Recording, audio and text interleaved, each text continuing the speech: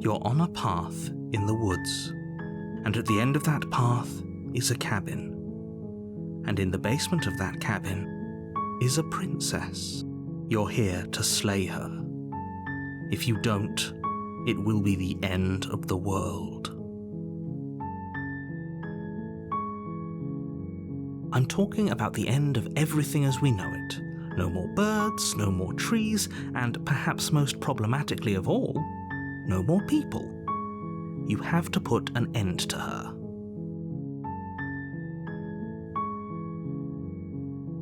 Don't linger on the specifics. You have a job to do here. Just get in there and do what needs to be done. We're all counting on you.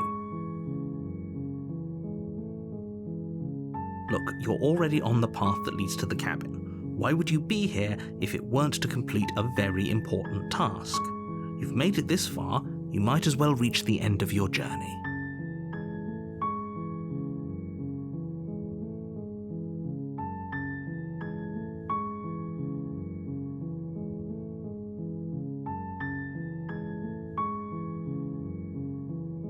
Does it? Are you a monarchist? Is slaying a princess that much worse than slaying a fisherman or a miller or a seamstress? If anything, slaying a princess is much better than slaying a seamstress. Seamstresses contribute something of value to society. While I appreciate the mental exercise, we are running up against a bit of a ticking clock.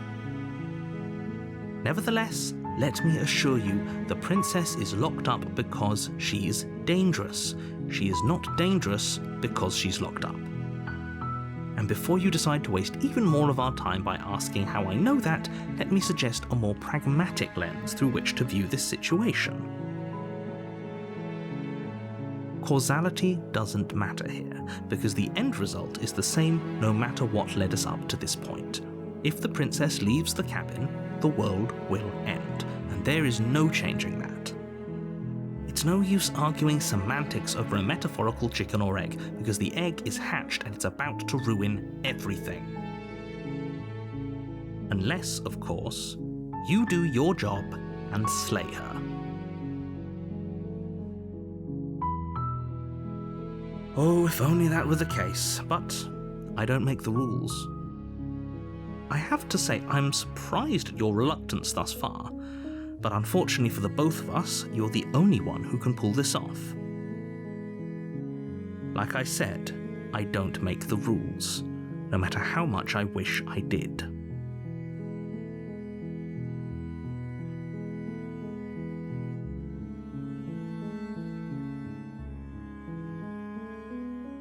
Yes, but you'll have to slay her before you get it.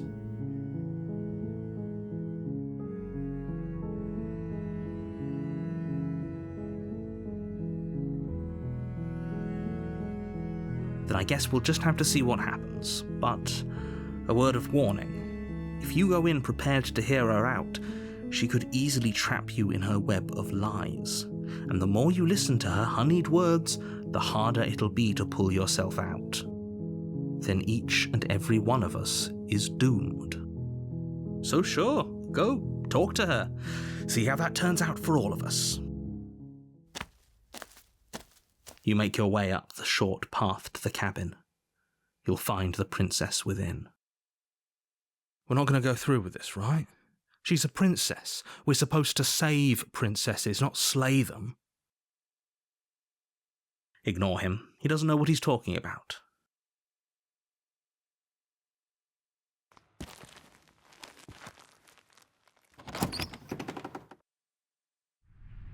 The interior of the cabin is almost entirely bare. The air is stale and musty, and the floor and walls are painted in a fine layer of dust. The only furniture of note is a plain wooden table. Perched on that table is a pristine blade. The blade is your implement. You'll need it if you want to do this right.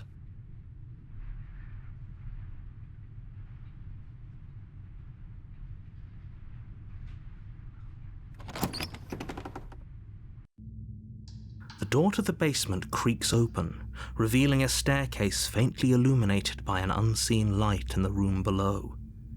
This is an oppressive place. The air feels heavy and damp, a hint of rot filtering from the ancient wood. If the princess really lives here, slaying her is probably doing her a favor. Her voice softly carries up the stairs. Hello? Is someone there? It's hypnotizing. It's the kind of voice you only have to hear once to remember it for the rest of your life. Don't let it fool you. It's all part of the manipulation. You're playing a dangerous game by coming here unarmed.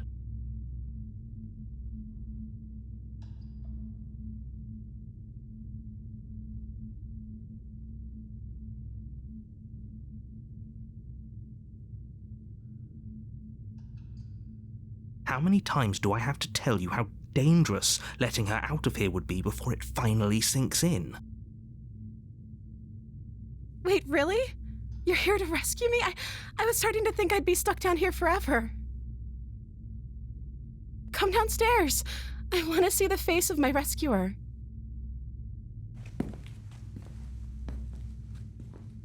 You walk down the stairs and lock eyes with the princess. There's a heavy chain around her wrist, binding her to the far wall of the basement. She's beautiful. How could someone like this be a threat to anyone?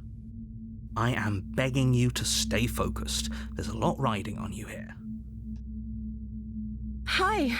I can't believe you're here. I've been waiting for something like this to happen forever. I hope you brought something to deal with these chains. Don't do it. If she gets out of those chains, we're all one step closer to the end.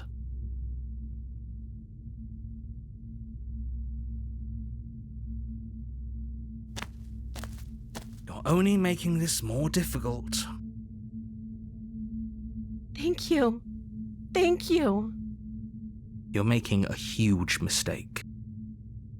No, you're doing the right thing. You walk up to the chains binding the princess to the wall and give them a tug. They're large and heavy, far too solid for you to even imagine trying to break them apart. I'm guessing you don't have the key? Maybe it's somewhere upstairs. Doubtful. Whoever locked the princess away down here intended for her to never see the light of day. They wouldn't have just left the key to her chains somewhere in the cabin.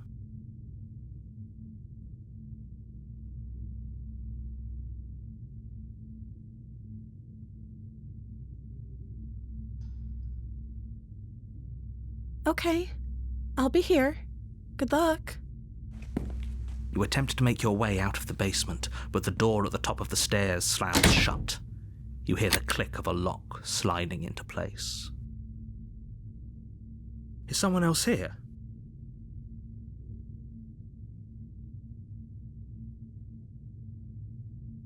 You try the door, but it's locked from the outside.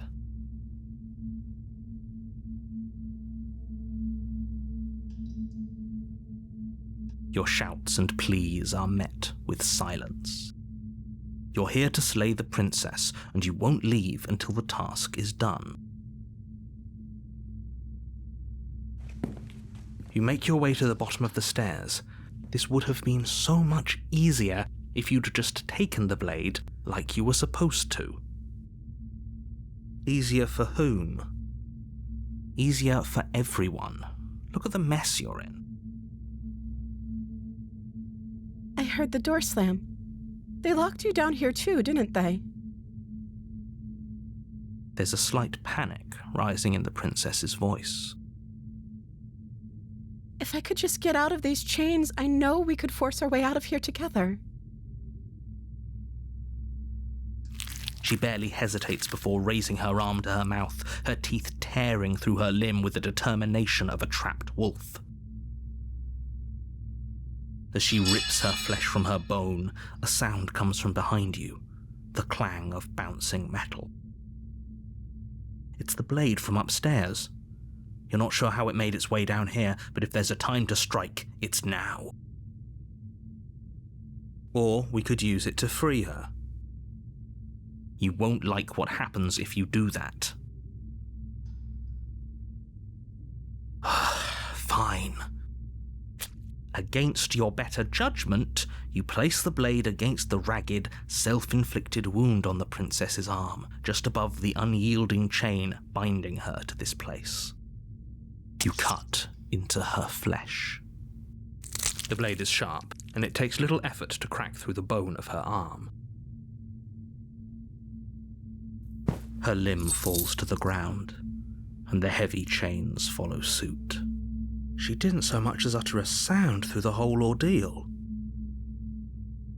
No, she didn't.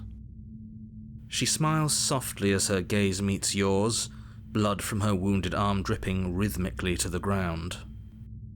How is she still smiling after everything? It's like she isn't even bothered by what just happened. Thank you. Now let's get out of here. No, we won't have any of that. The stakes are too high. You can't just let her escape into the world. No, I can't just let her escape into the world. As the princess approaches the bottom stair, your body steps forward and raises the blade.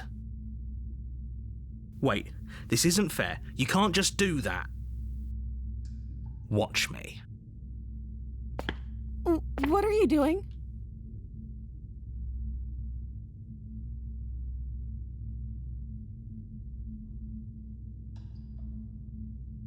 Stop that.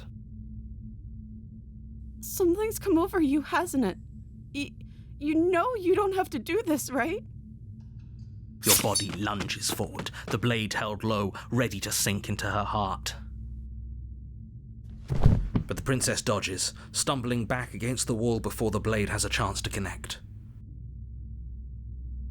Stop it. Stop trying to resist me. I'm trying to get you out of here alive.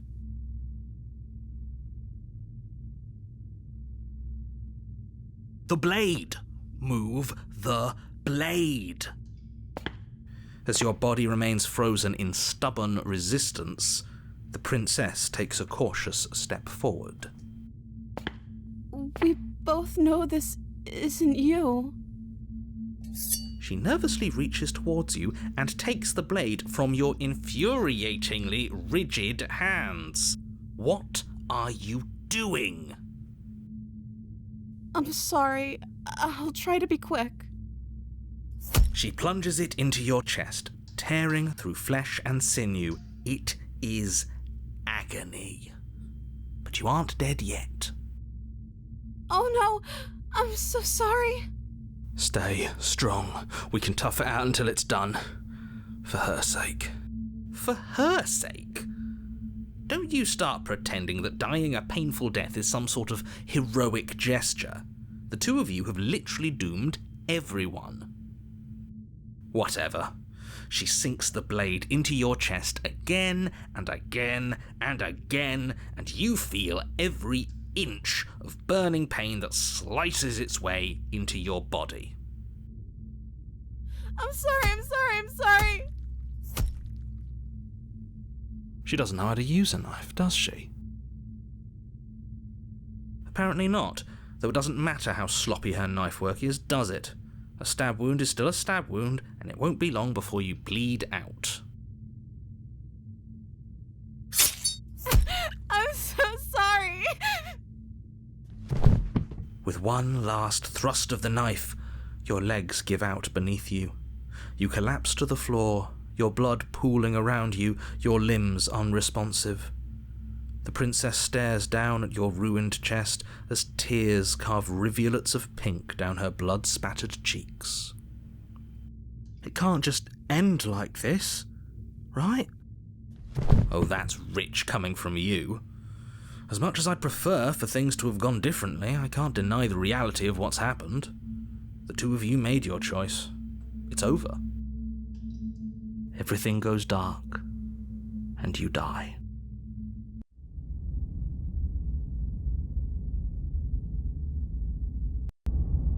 You're on a path in the woods, and at the end of that path is a cabin. And in the basement of that cabin is a princess. You're here to slay her.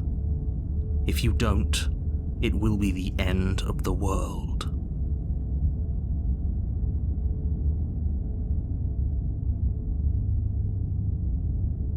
It hasn't. Or if it has, I certainly haven't been a part of it. We've just met for the first time, you and I. If he doesn't remember what happened, then maybe it's best to keep it that way. Yes, he didn't approve of us last time, did he? If we're going to save our beloved, we'll have to be sneaky about it. Our beloved? Yes, you'll have to be very sneaky about your intentions if you're going to try and save the princess. Ah, so all of the cards are on the table. Then you should know that we and the princess are in love, and the four of us will be foiling any and all assassination attempts you've got in the works. We'll see about that. Whatever you do, just be sure to ignore him specifically. It sounds like he's the sort who'd sacrifice the whole world for a peck on the cheek. What can I say? A world without love is a world that isn't worth saving.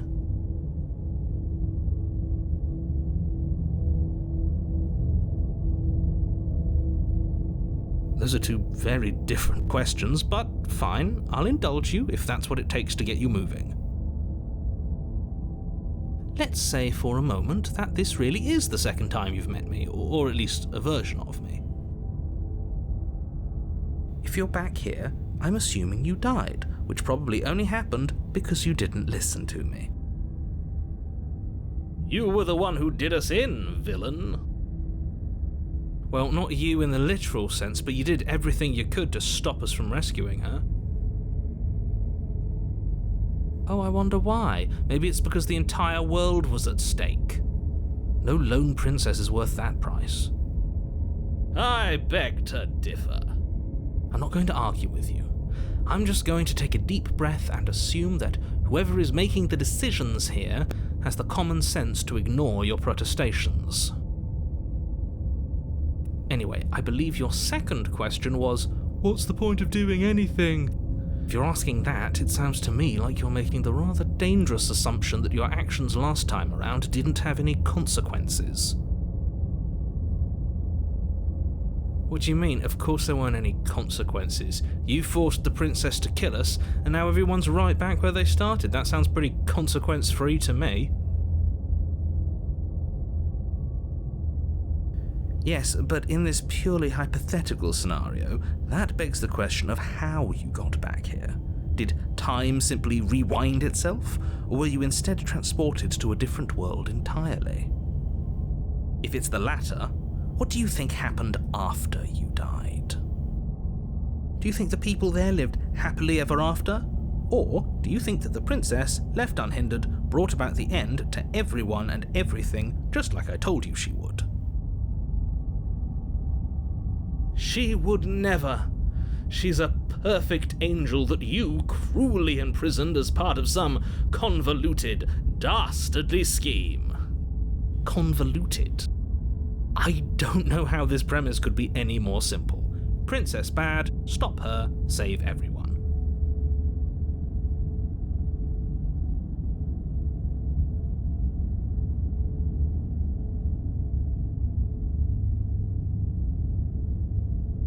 Just be quick about it.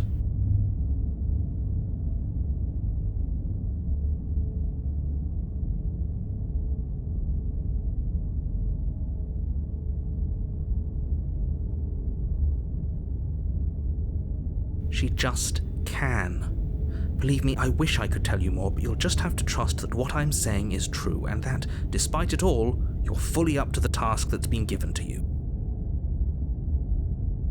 Maybe it's her beauty that threatens the world. Sure, it's her beauty. Why not?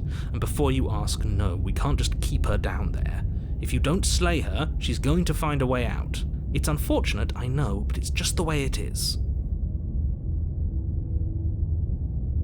People locked her in that basement, and I told you what this place is. It's a path in the woods. Don't overcomplicate things.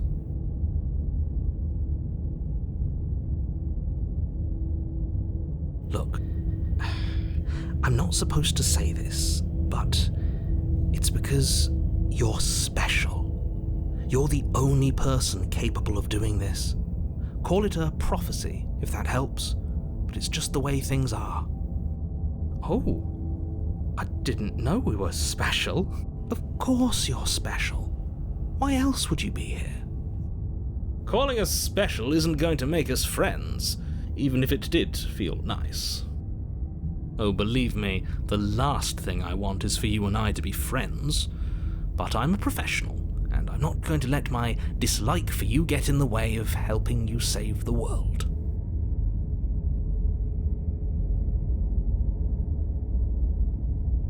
I've told you everything you need to know.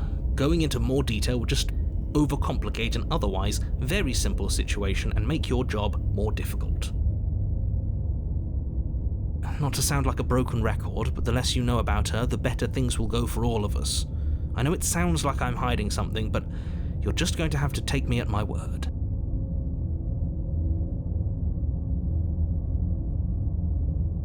Great. Now, if you don't mind, the whole world is waiting with bated breath for you to save it from ruin.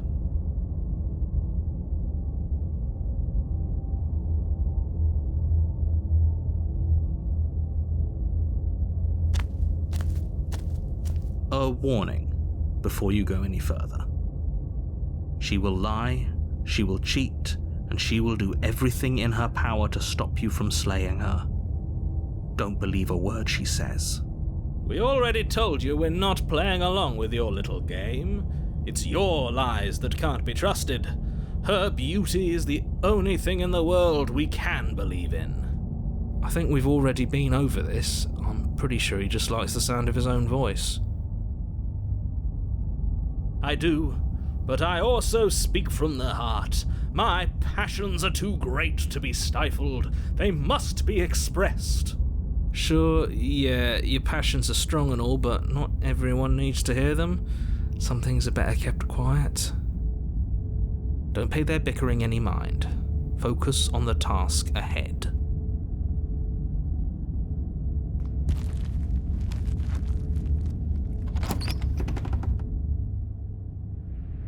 The interior of the cabin is clean and elegant, its stone walls draped in fine threaded tapestries, a prison befitting a royal prisoner. The only furniture of note is an ornate wooden table with a pristine blade perched on its edge. The blade is your implement. You'll need it if you want to do this right.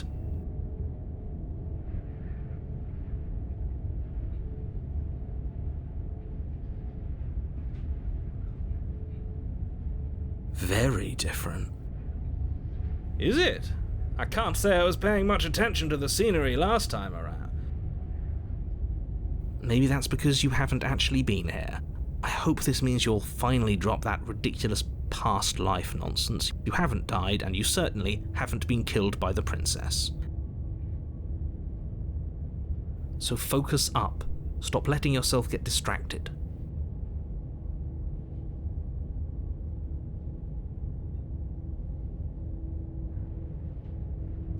You walk up to the wall next to the basement door.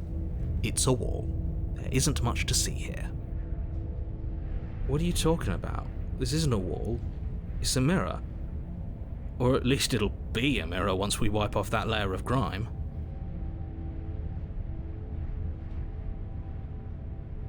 You reach forward and rub your hand against the cabin wall. I hope you know how ridiculous you look right now. But there was a mirror a second ago. And now it's gone. Pity. We could have a feather out of place, and now we'll never know. We can't gallantly sweep her off her feet if we have a feather out of place.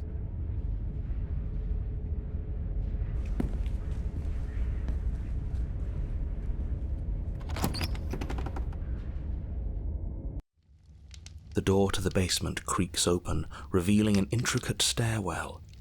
Gold-trimmed carpet glimmers in the light of the torches positioned along the walls.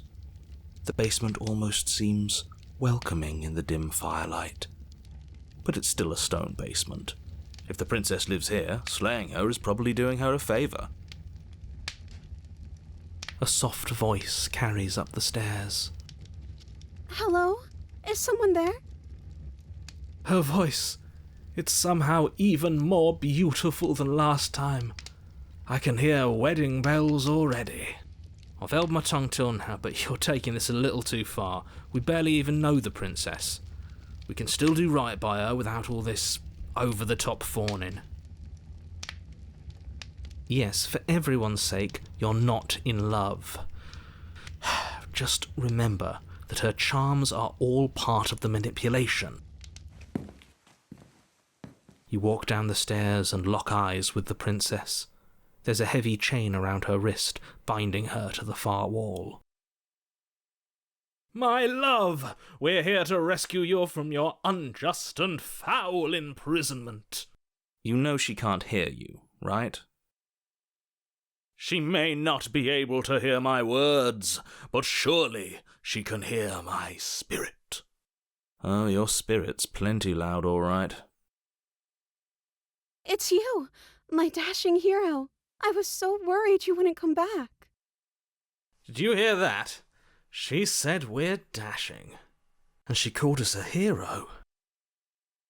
Flattery really goes a long way with the two of you, doesn't it? Waiting for you to come back. I didn't want to believe your ravings back in the woods, but this is next to incontrovertible evidence. You've been here before. That's right, villain, and you killed us. Well, she killed us. Only because he made us try and kill her. It was self-defense. Our beloved's hands remain unstained by cruelty. And you've died before. So an entire world has been damned to oblivion. I'd really hoped I'd be the first, but what's done is done. What matters is you have a chance to do it right this time. Now, hold on. If she actually ended a world, are you sure we want to do this? Are you sure we want to rescue her? We never saw a world end, and now I'm even more certain that we must chase our heroic and romantic destiny than I've ever been. I shan't let anyone convince us otherwise. Are you listening to him? He's lost it. Don't let him distract you. Just do your job.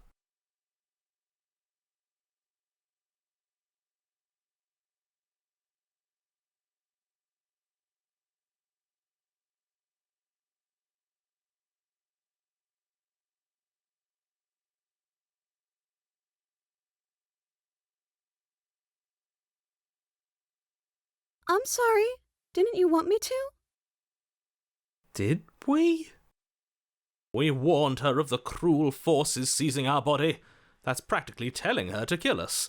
She is our beloved, and she made the choice to free us of our misery, to show us mercy and make the best decision for everyone. She made the best decision for her. Don't be so quick to assign kindness. You're just opening yourself up to manipulation.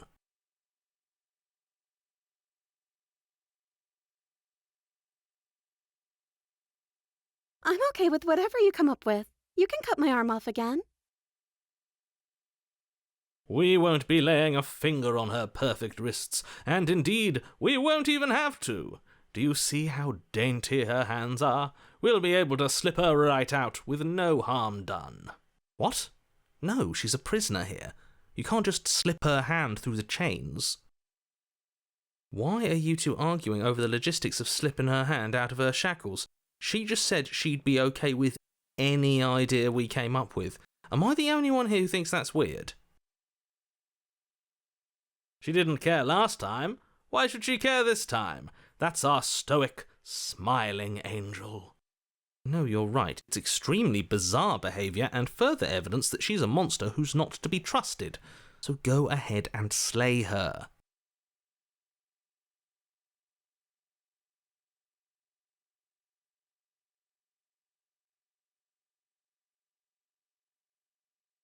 You died, and now we're talking.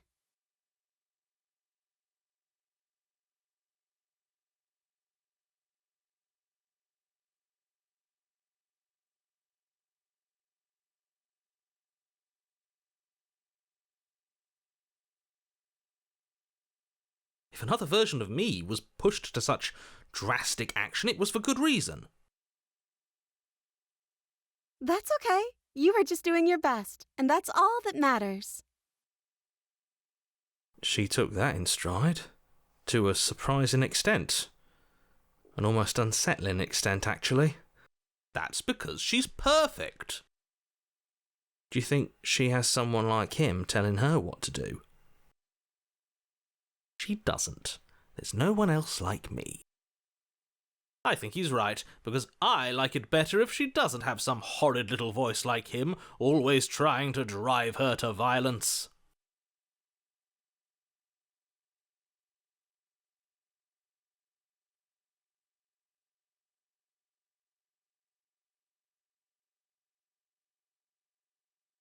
I don't know. Was I supposed to have ended the world? Would that have made you happy? Isn't that just like our darling princess? She wants to make us happy. My heart melts further with every word that passes through her beautiful lips. Are you listening to her? That's a confession.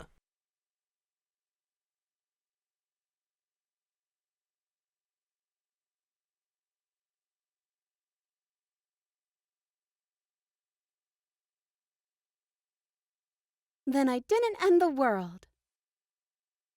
See? She didn't confess anything. She is innocence itself. I'm not so sure. No, I can't let you do that. If you take another step towards the princess, I'll... You'll what? Take over our body and force us to try and kill her? I would if you had a weapon. Not on my watch, villain. My passions contain titanic depths, and if you try anything that might harm our dearest, I will end our life without a second thought. You wouldn't. I would. I'd listen to him if I were you. He has a lot of strong feelings, and doesn't the world end if we don't stop her? You approach the princess and gingerly slide her hand from her bindings. That shouldn't have worked. I'll be damned. We're doomed. I can't believe it. But I guess I have to. I told you, there's no life more worth living than that of a true believer. I'm free, and you're not trying to kill me this time. Thank you. Thank you so much. The princess jumps up and smothers you in a joyful embrace. Ugh. If only you had a weapon, one slip of the wrist and your pristine blade would be buried in her back, and everyone out there would be saved. Luckily for Mr. Romance, we don't have a weapon. Who needs a weapon when we have the power of love on our side? What do we do now?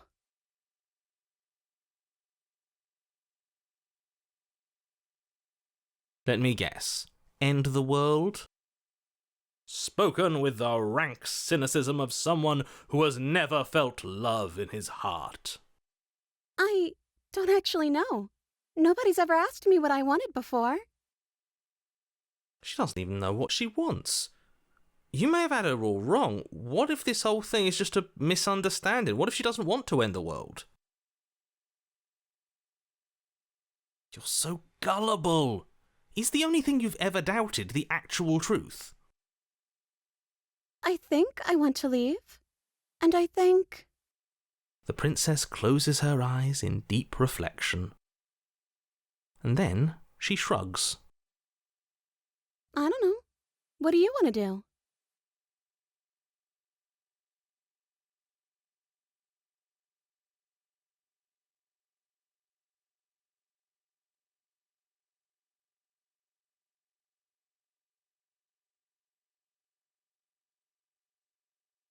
That sounds perfect. The princess takes your hand, the last hopes of the entire world slipping through your fingers as they intertwine with hers. We have each other. We don't need the world for our happy ending. I like to think that you do, actually. Look, I have my doubts, but the choice has been made and this is happening. You don't have to mope about it. I will mope about it, because moping is the only recourse you love-blind fools have left me with. You and the princess walk up the stairs hand in hand. Ugh, look at the way she's smiling at you.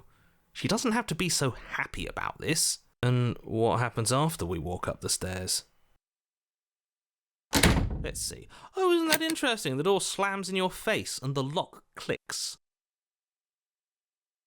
That's a familiar move. Did I do that last time? Then you should know that you won't be able to leave. Oh no! Did someone lock us in here? That's not fair. We're supposed to leave now. She's right. It isn't fair. But the unfairnesses of the world are no match for the strength of true love. Enough with this true love nonsense. You just met her. Of course you wouldn't understand. Our passions run deeper than anything you have ever known. Are you listening to this? You don't have to go along with the every whim of that delusional voice. I'm just along for the ride at this point.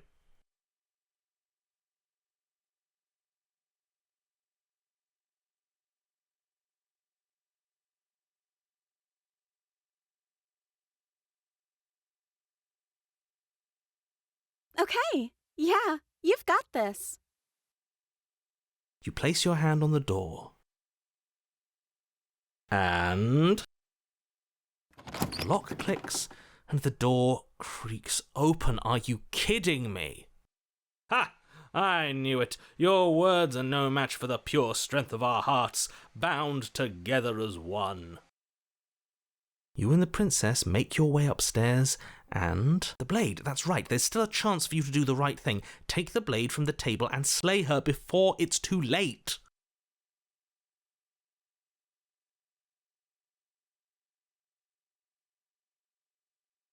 You're enjoying this, aren't you? You're taking every opportunity you can to draw out the end of the world and make me suffer. I hate you. That's the way out. We're going to leave together, just like you wanted. Yes, I suppose you are going to do that, aren't you? You cross the room, opening the door to the cabin. And then you step outside. A happy ending at last. We did it. What should we do now? Where did everything go? Where did he go? Oh, is he gone? I hadn't noticed. I was too busy staring deep into our beloved's eyes. I'm cold. Is being happy supposed to be so cold? She's cold. Quick, our feathers. Pluck them all and weave her a coat worthy of a princess.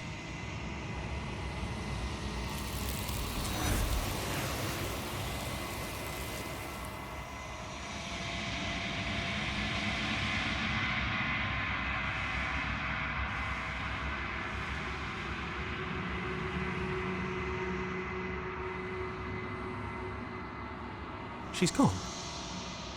Where did she go? Should we try and find her? And is that a mirror? Why is it here? Why now?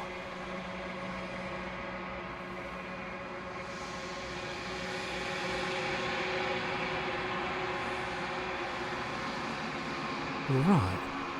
She's gone. It's just us and that awful thing.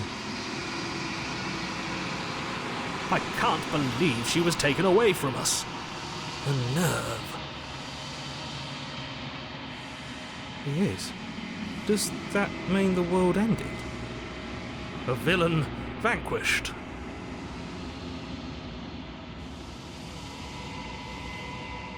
There's something dreadful about it.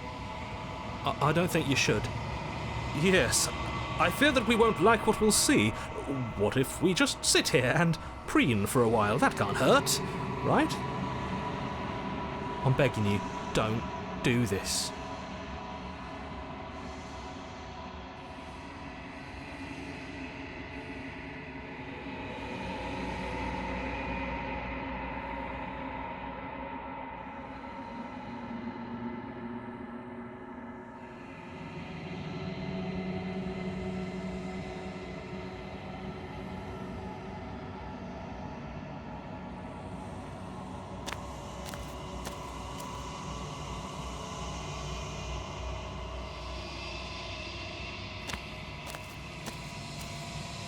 Something finds me in the long quiet and brings me the gift of a fragile vessel.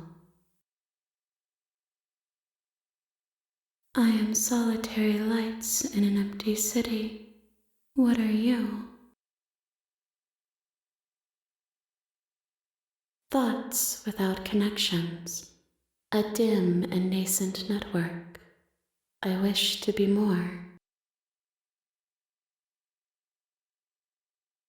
I think that you are like me. We are oceans reduced to shallow creeks.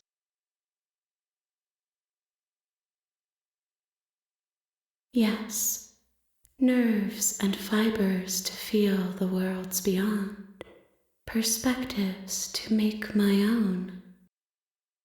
This one is soft and delicate.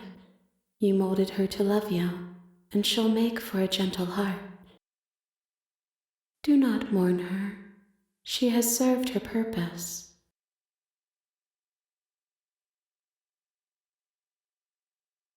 How can the world have ended if we are talking?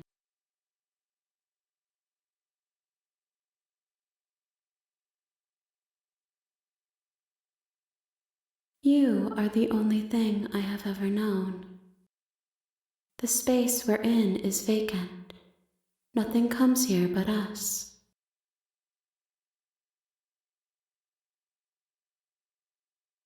I have only just now stirred to consciousness.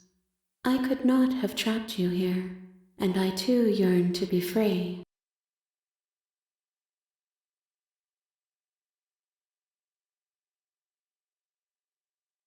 I know only that they are.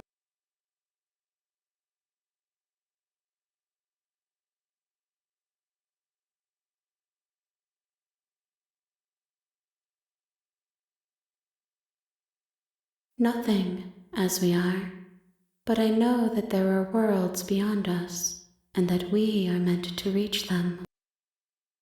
There is no exit, but this vessel is a creature of perception. She can make you forget, if only you believe her to be able to. Bring me more perspectives, so that I may be whole, and perhaps then we will know our freedom.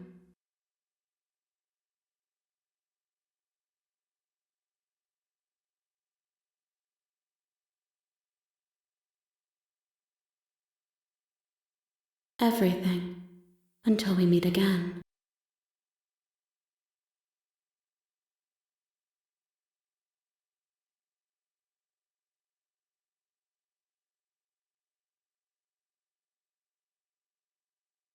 You ask of things that cannot be done. To destroy is merely to reshape, to remold.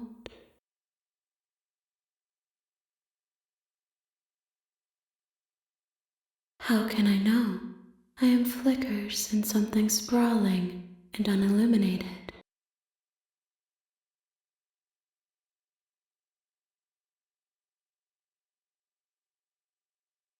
More than you have found, but less than there are to find. I am infinite. The rest will find their own way home.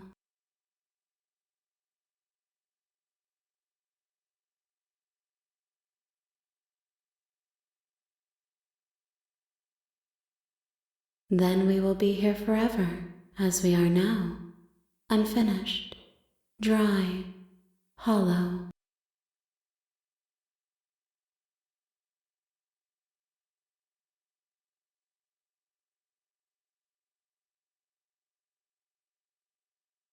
She asks that I tell you to remember her.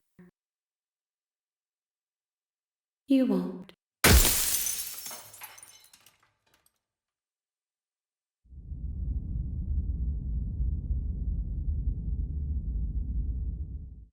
You're on a path in the woods, and at the end of that path is a cabin. And in the basement of that cabin is a princess. You're here to slay her. If you don't, it will be the end of the world.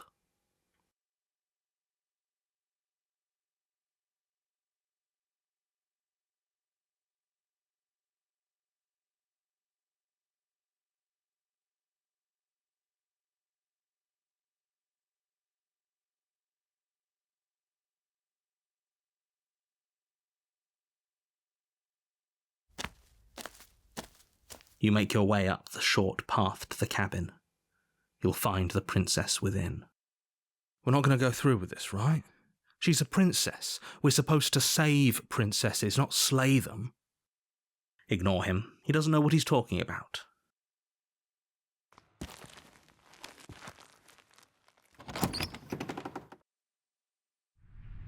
The interior of the cabin is almost entirely bare.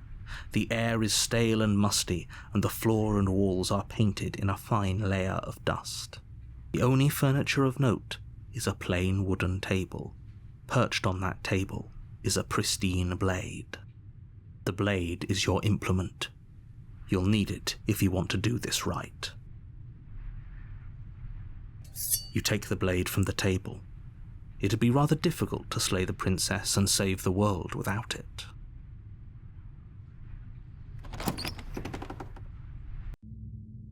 The door to the basement creaks open, revealing a staircase faintly illuminated by an unseen light in the room below. This is an oppressive place. The air feels heavy and damp, a hint of rot filtering from the ancient wood. If the princess really lives here, slaying her is probably doing her a favor. Her voice carries up the stairs. Who's there? She sounds dangerous. It's almost as if she's the one in charge down here. Don't let it fool you. It's all part of the manipulation. Good. You're still listening to reason. You walk down the stairs and lock eyes with the princess. There's a heavy chain around her wrist, binding her to the far wall of the basement. She's so coldly beautiful. Is she really a threat to the world? Focus on the task at hand. And there you are. Are you here to kill me or something?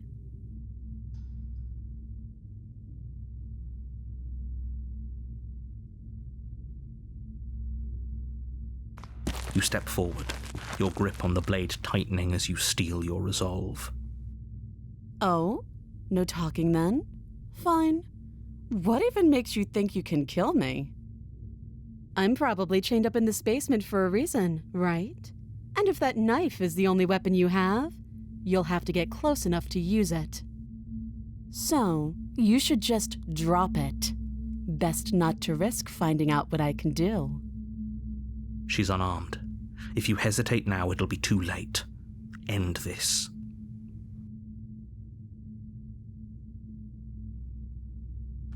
You lunge forward without a moment's hesitation.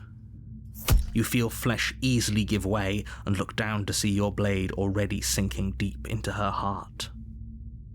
Oh, this is it, isn't it? I'm almost embarrassed. I should have seen that coming. But I have to wonder, do you actually believe this was enough to kill me? It's like she's convinced she can't die. Yes, even as she lays there dying, she entirely believes herself to be alive and well. But it's over, isn't it? She stopped breathing moments ago, that arrogant look still plastered on her face. But is it over? Really over?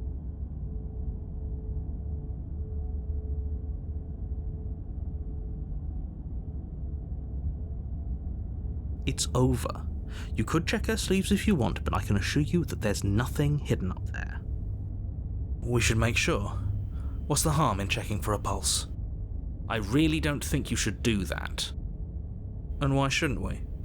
Is there something you're not telling us? I've told you everything that's happened with complete accuracy. The princess is dead. Your blade pierced her heart. There's no coming back from that.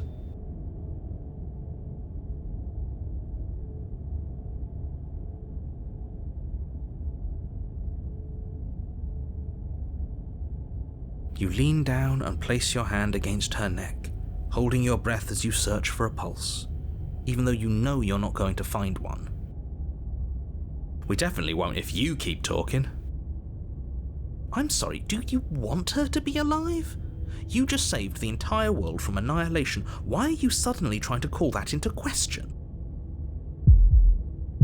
Wait, what was that? You know what that was. That was the sound of a heartbeat, followed by another, and another. I guess I won't be dying alone after all. Something sharp digs into your side, the shock of it sending your nerves into a pained frenzy. Quick, let's get out of here. It's too late for that now. You collapse to the ground as the mortally wounded princess twists a blade of her own deeper between your ribs. As you fall, she falls with you, exhausted by the effort, the little life that was left in her eyes fading rapidly. An eye for an eye. A life for a life. I guess we're even now. See you around. You were so close. Why did you hesitate? It doesn't matter. At least you managed to take her with you. For whatever that's worth. Everything goes dark, and you die.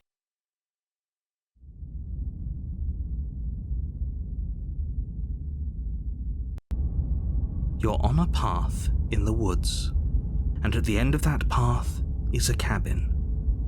And in the basement of that cabin is a princess. You're here to slay her. If you don't, it will be the end of the world.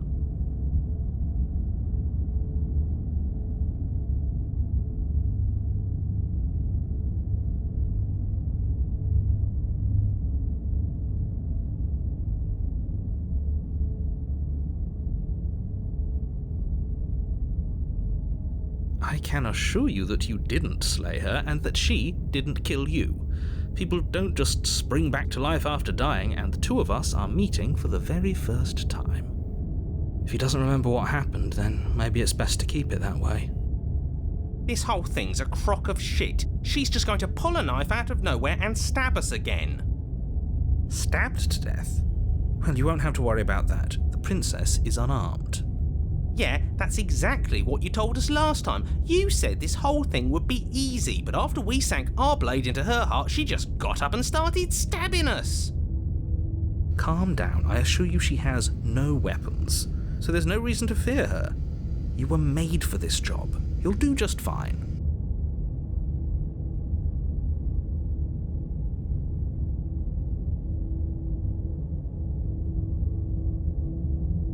Those are two very different questions, but fine, I'll indulge you if that's what it takes to get you moving. Let's say for a moment that this really is the second time you've met me, or at least a version of me.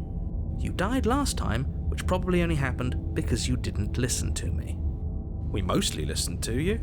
How are we supposed to know she'd spring back to life? If she sprung back to life in this hypothetical scenario, then clearly you didn't slay her. But congratulations, you've been given a chance to actually do this right. And I believe your other question was something along the lines of, oh, what's the point of doing anything? If you're asking that, it sounds to me like you're making the rather dangerous assumption that your actions last time around didn't have any consequences. What do you mean? Of course there weren't any consequences. We stabbed the princess stabbed us, and now everyone's right back to where they started. That sounds pretty consequence-free to me. Yes, but in this purely hypothetical scenario, that begs the question of how you got back here. Did time simply rewind itself, or were you instead transported to a different world entirely? Had you failed to slay the princess, what would have happened to everyone in the place you left? Screw this. Who cares what happened to everyone else? She's not going to play fair, so we should do what we can to save ourselves and just get out of here. At least you know not to trust her, but you do realize that everything and everyone includes you, right? If you turn around and leave, you're dooming yourself as well as everyone else. We were so close to finishing the job last time. She can't get the jump on us twice. If we're careful, we should be fine. That's the spirit. Just keep that stiff upper lip, and you'll save the world in no time at all.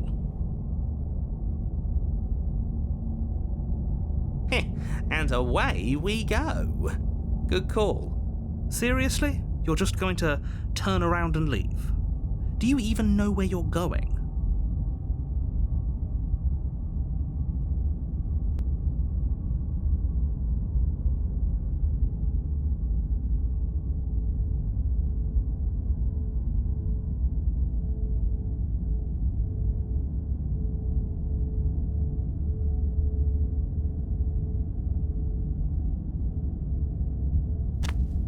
Fine. I suppose you just quietly continue down the path away from the cabin. That's strange. It looks like this path also leads to the cabin. How convenient. Everything's back on track again. Maybe the world can still be saved after all.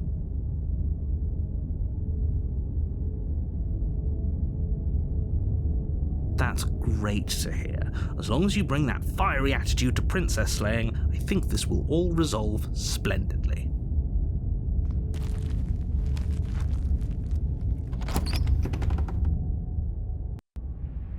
The interior of the cabin is a jagged mess of warped wood and broken boards, their splintered edges as uninviting as shattered glass.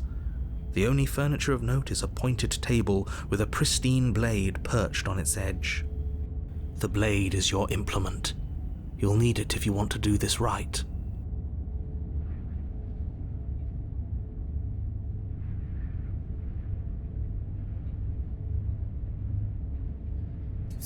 You take the blade from the table. It would be difficult to slay the princess and save the world without a weapon. It feels a bit better to have a weapon in our hands. Let's make her hurt for what she's done to us.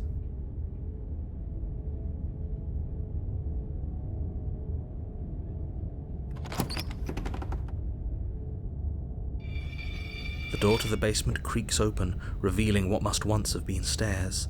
The fractured slats look as if they've been torn from their source and violently jammed into the wall. The air seeping up from below has an almost metallic quality to it, like the smell of fresh blood. And you can hear what sounds like the rhythmic scraping of metal coming from down below. If the princess lives here, slaying her would probably be doing her a favour. That's right, scraping. I told you she has something, I told you. That sound could be anything. It's probably just her chains dragging across the floor. I am begging you to get out of your head. Her grating voice carries up the stairs. I hope you've come to rescue me. I've been stuck down here forever.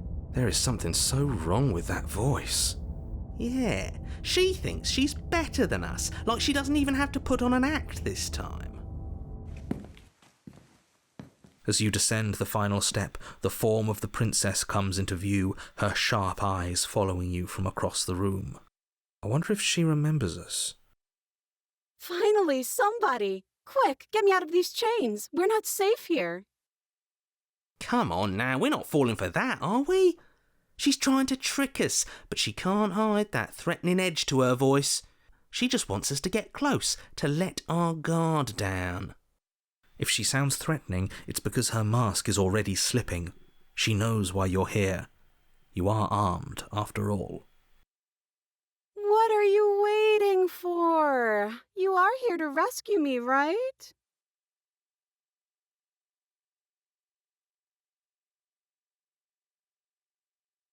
What? No, I wouldn't stab you. I am just a sweet, innocent princess trapped here for no reason. And you are a brave knight who's supposed to walk up to, not stabbing distance to help me. I have absolutely zero doubts that she is going to stab us if we get close to her. She certainly feels threatening. Just because she's acting like she's going to stab you doesn't mean she has the means to actually do it. But you know who is armed? You. So stop second-guessing yourself and do your job. But I'm nervous. All the more reason to jump into the deep end and deal with her right now before you waste any more time getting stuck in your head.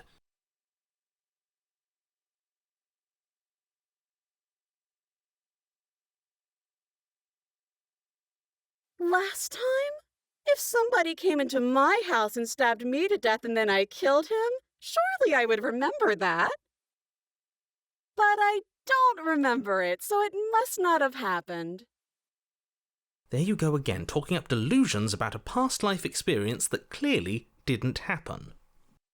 Ugh, it's like the two of you are working together on this. Aren't you listening to her? She's obviously lying through her teeth. I'm terrible at spotting lies, and even I can tell something's up here. We can't be the only ones that looped back to the start. Someone else has to remember, right? Yes, something is obviously up, and we can all tell that she's lying. The thing she's lying about is how dangerous she is, not dimension hopping or time travel or whatever it is you think you're doing.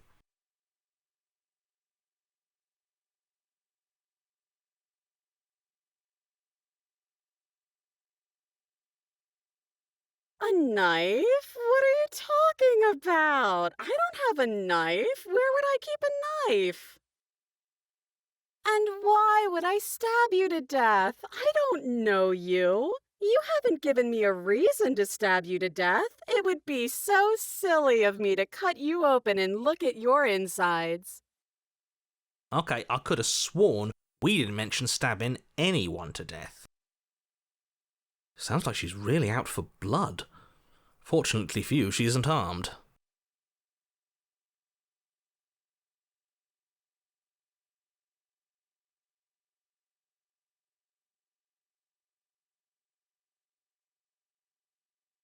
Would I just lie? Would I just lie to your face and tell you a thing I remembered happening didn't happen just so I could stab you again?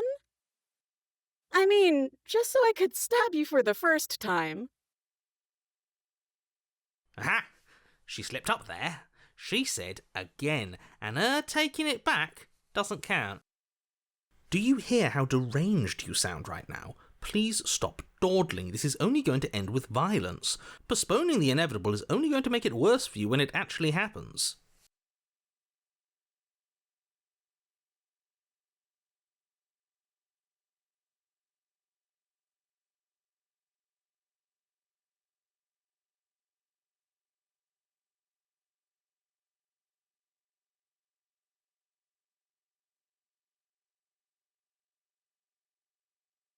But if we killed each other, then why are we here, right now? Both of us normal and unstabbed.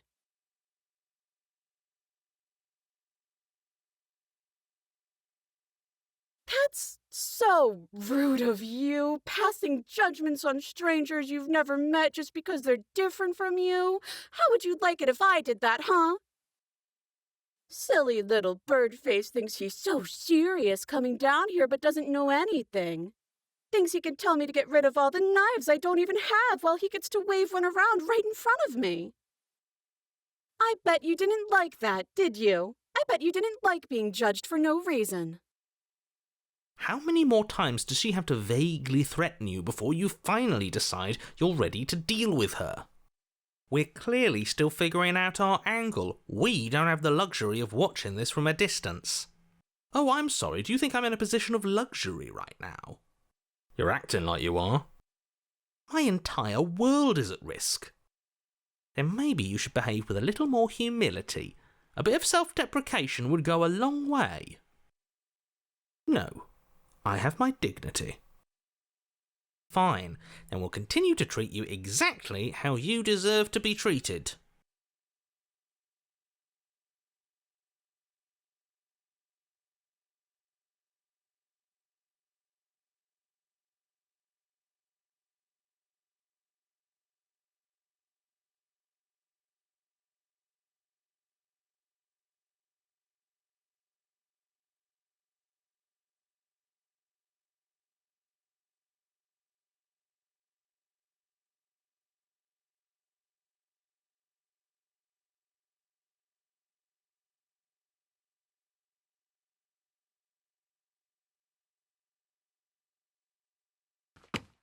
The princess falls silent, her smile unwavering as you charge across the room. Okay, she hasn't pulled out a knife yet, and her hands are still behind her back.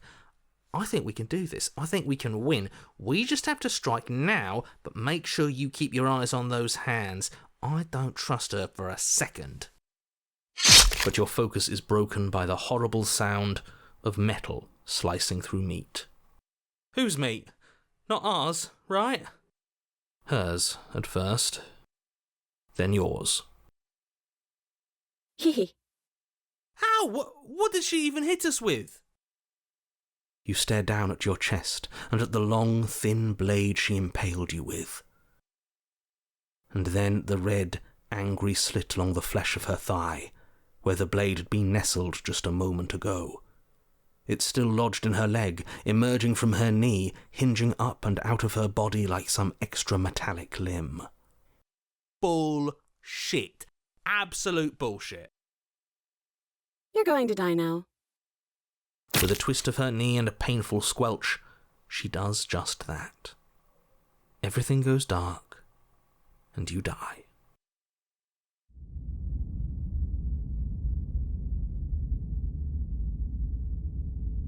You're on a path in the woods. No, fuck that. If we're gonna have to keep doing this over and over and over again, we're not starting in that goddamn woods every time. We're starting in the fucking cabin.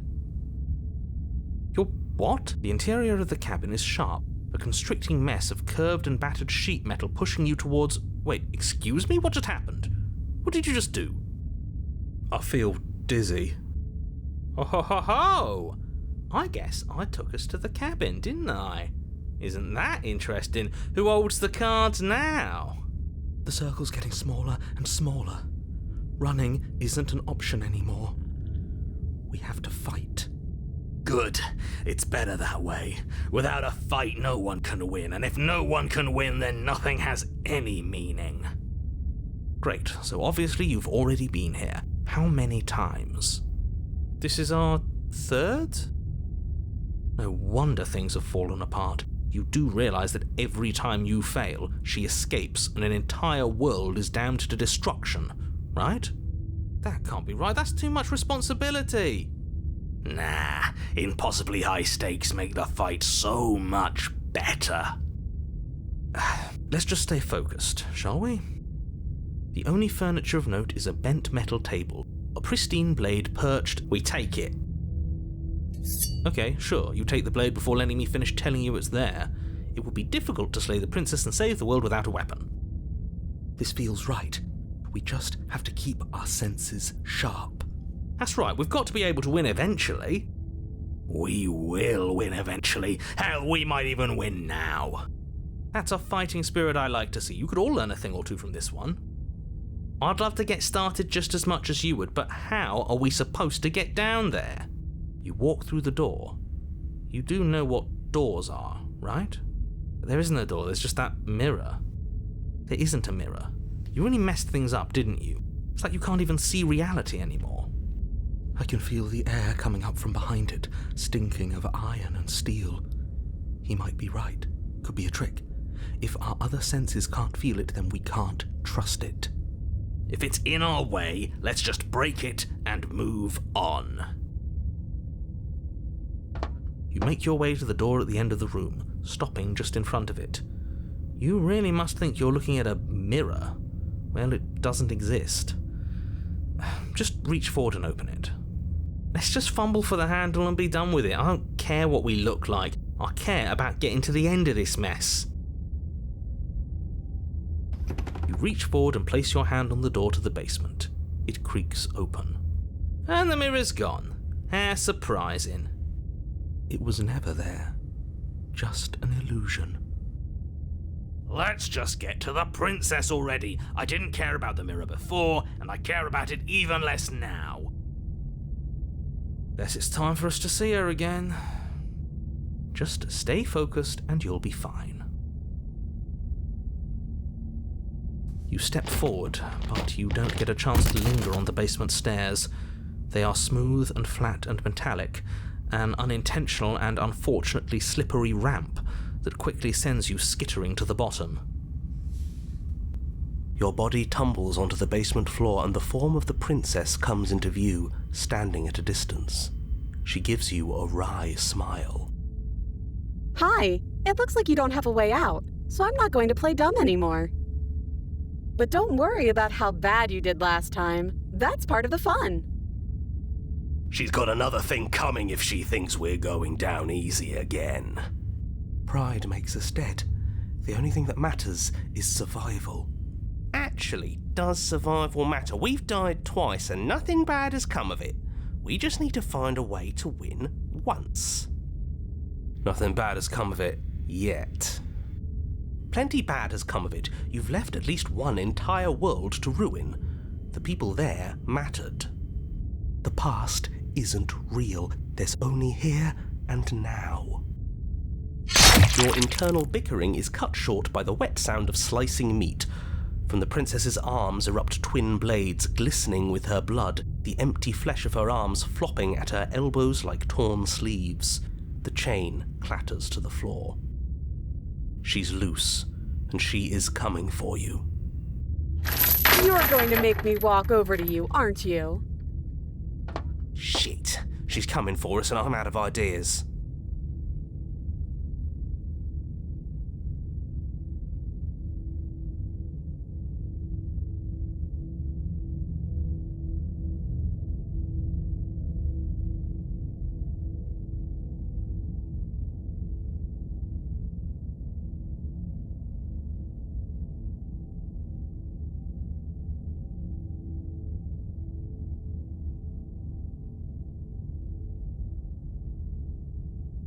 That's pathetic. Dying is bad, and if you do this, we die. How does unconditionally surrendering work for us anyway? Does it have to be unanimous? Apparently not. Hey now, let's see how it goes. It could work. It's worth a shot.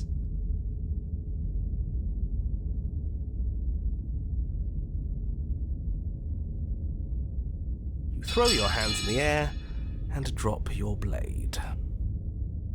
You can't surrender. Don't you know it takes two to stop a fight? Ah, shit. Before you can do anything else, she charges you and dodge. We dodge. Huh. Okay, you dodge. No, I thought you were surrendering. And then she skewers you. Ow. Huh. That's weird. The blade's back in our hand. Can't even surrender right. Oh, a new one of us. I thought that only happens when we die. Did we die? You're on a... No, you're in a... Where the hell are you? I think we're dead. And that's all we'll ever be. Dead, dead, dead, dead, dead. Stop saying dead, all of you.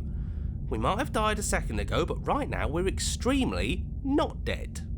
This is all horribly wrong. How many times have you been here? This is 4. No wonder everything's such a mess. This wasn't supposed to go past 1.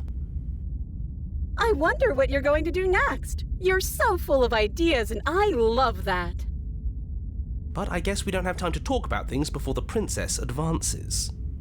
Okay, whatever we do gets us another us. Let's see how many we can stack. There's got to be a point where it makes us better than her. We don't need any other voices chattering about in here. It'll just confuse us. All we need is to keep fighting. Yeah, I'll pass on that. As long as we keep moving. Oh, great. So it's going to get even more crowded. Even more deluded voices that think we might stand any kind of chance. Come on, show me something new.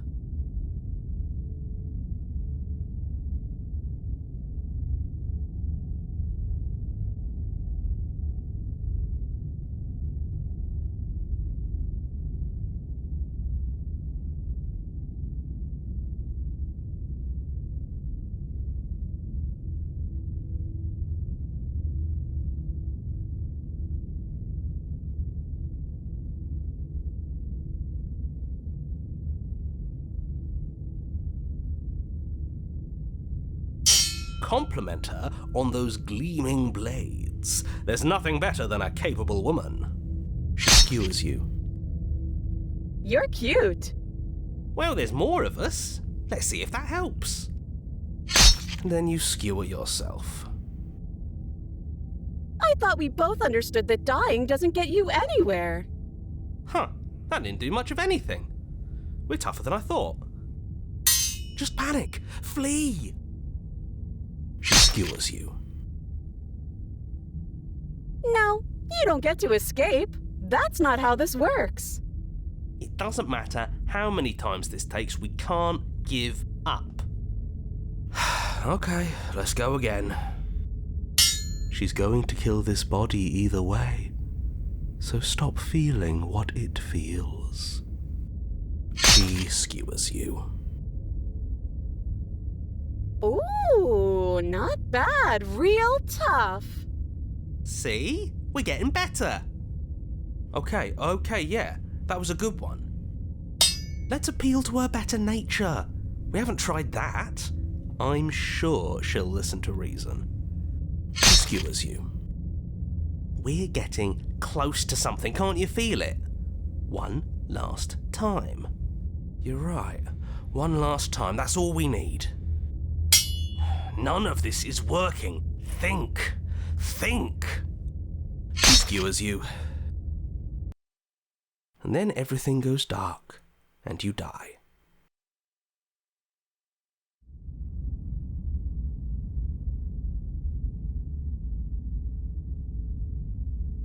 Your Honor, don't lose your head. We're in a cabin, and we'll take it from here. Everything feels like it finally fits, doesn't it? We're up here, which is different, and different is good. And our steel claw is already in our hand. Ho-ho! What if we throw it out the window? Over my dead body.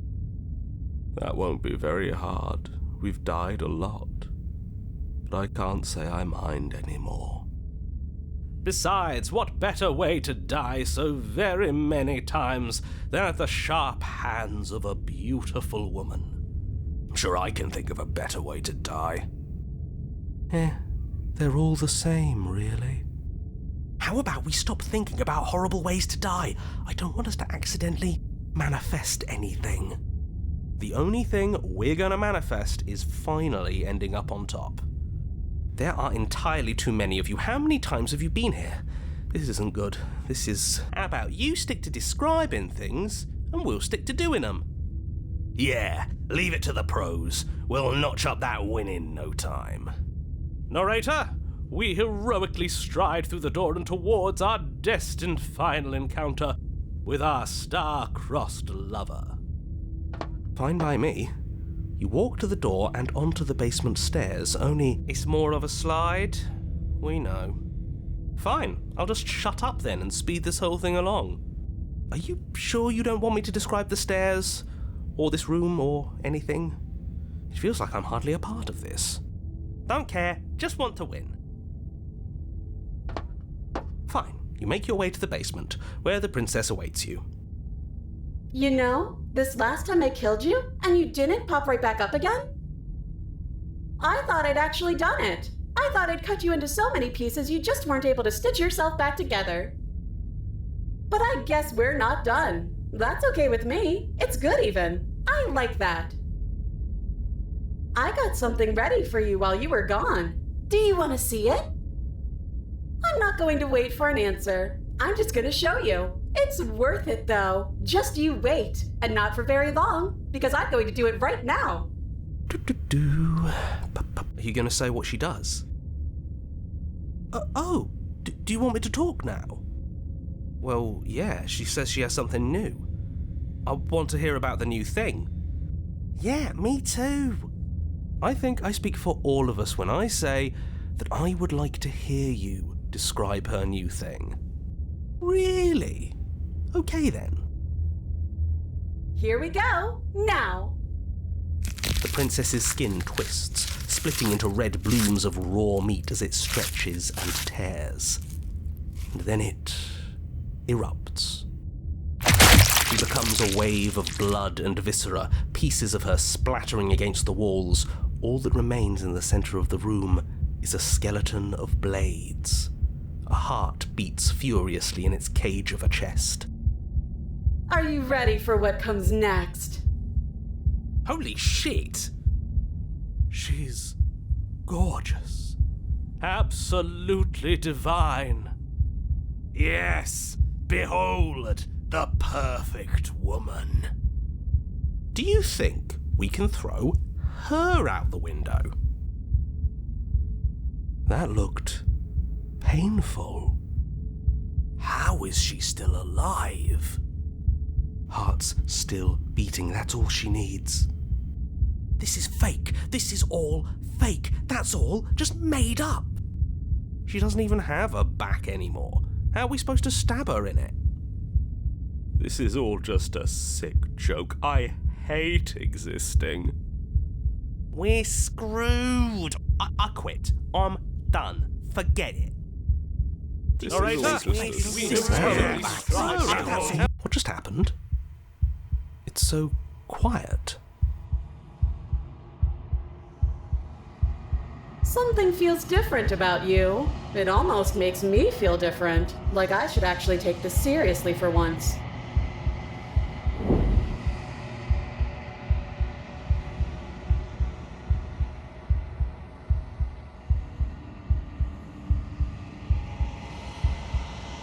You're incredible.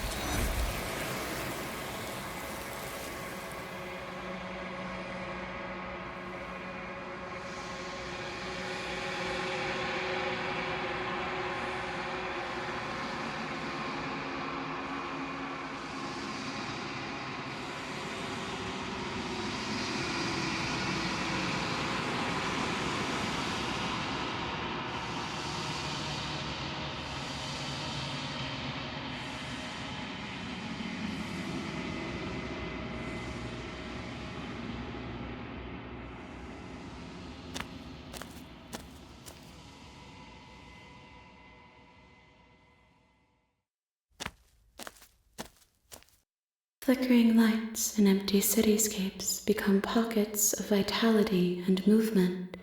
I am more than I was before. Whenever you are ready, I will wipe your slate clean once again.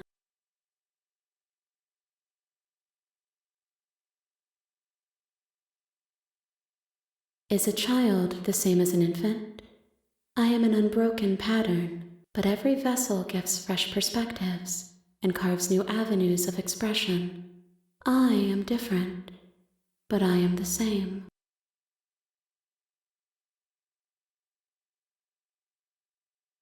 I'm sorry. Words are difficult for me. They never fully weave what I wish to say.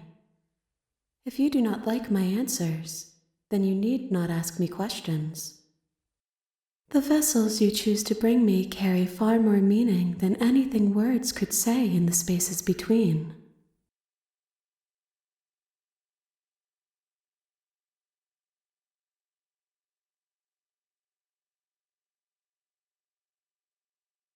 With every gift you bring me, I excavate the alleys of what I am meant to be, and every exploration yields new and complicated truths. What I will be is different than what I am, and what I am is different from what I was. I cannot tell you what desires I will hold when I have changed. But in this moment, all I want is to know myself and to know you.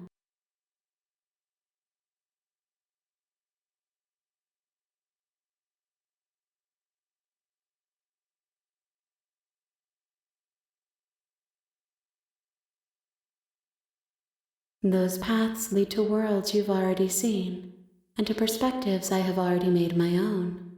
They are useless to us now, inaccessible. The only paths of value are those that are yet untread.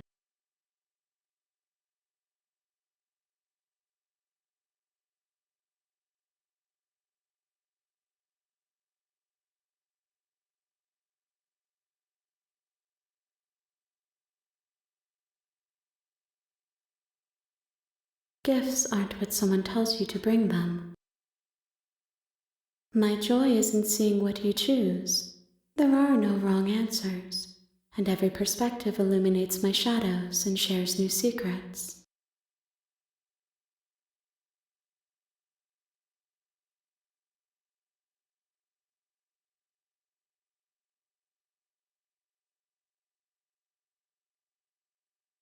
My preference is for you to show me what you would like me to see.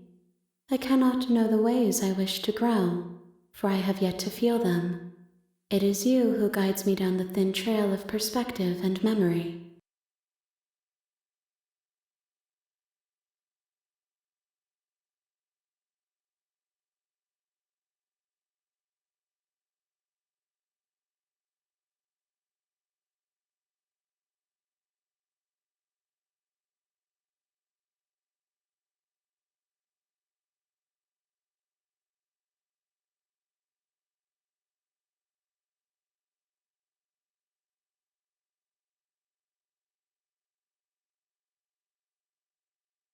I will long for your return, but it will give me time to reflect on what I am.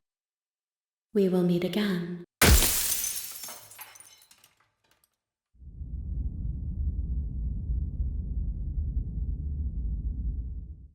You're on a path in the woods, and at the end of that path is a cabin.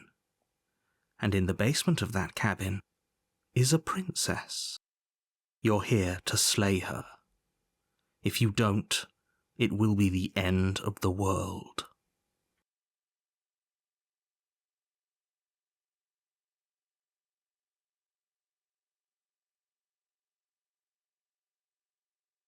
Don't mention it. It's all part of the job. You make your way up the short path to the cabin.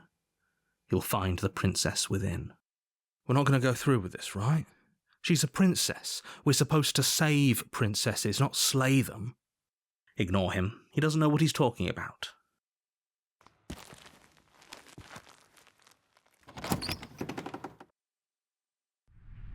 The interior of the cabin is almost entirely bare.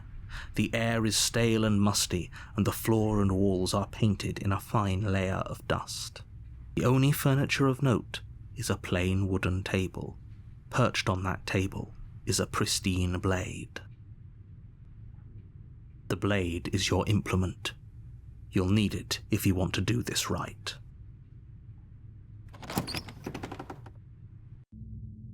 The door to the basement creaks open, revealing a staircase faintly illuminated by an unseen light in the room below. This is an oppressive place. The air feels heavy and damp, a hint of rot filtering from the ancient wood. If the princess really lives here, slaying her is probably doing her a favor. Her voice softly carries up the stairs. Hello? Is someone there? It's hypnotizing. It's the kind of voice you only have to hear once to remember it for the rest of your life. Don't let it fool you. It's all part of the manipulation. You're playing a dangerous game by coming here unarmed.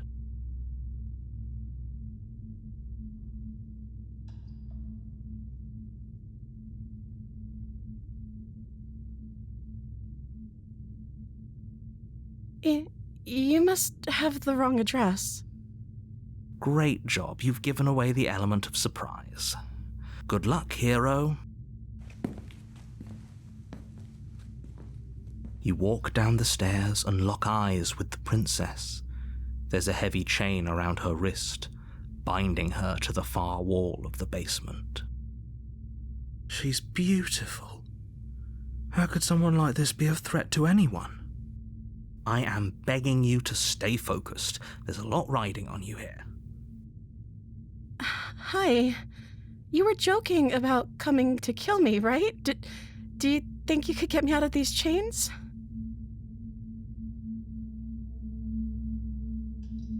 Okay.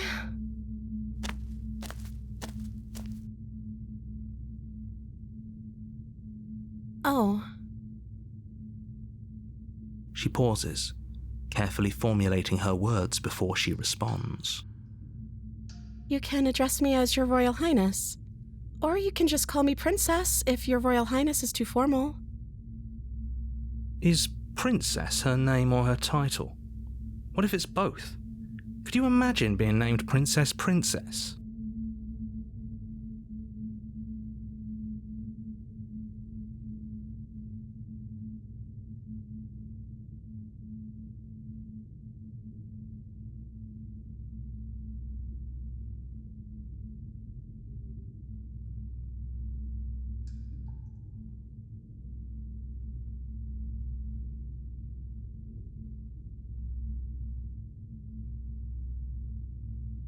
Like I said, you can call me Princess if you'd like.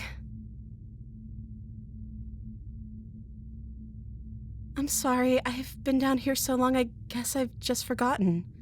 I must have a name, though. Everyone has a name. Okay, that's weird.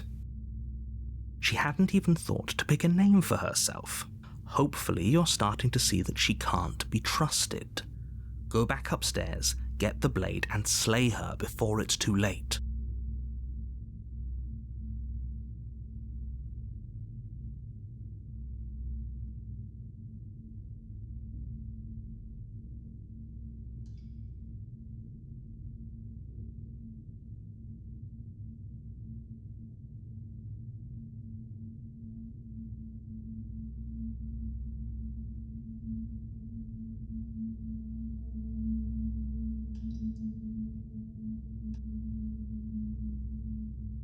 That seems like a pretty good compromise.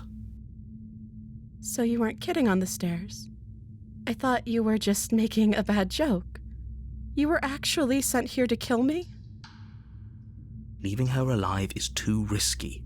If you don't deal with her soon, she will find a way out.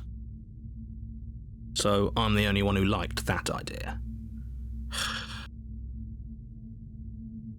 One way or another, I'm going to find a way out of here. It would make it easier for both of us if you'd help. But if you don't, I can promise that you'll regret that decision. You have to make a choice. Let's hope for all our sakes it's the right one.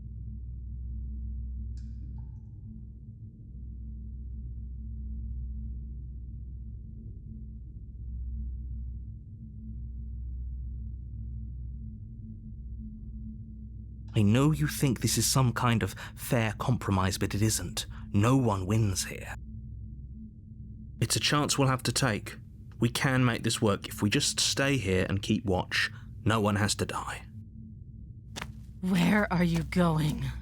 You can't just leave me here.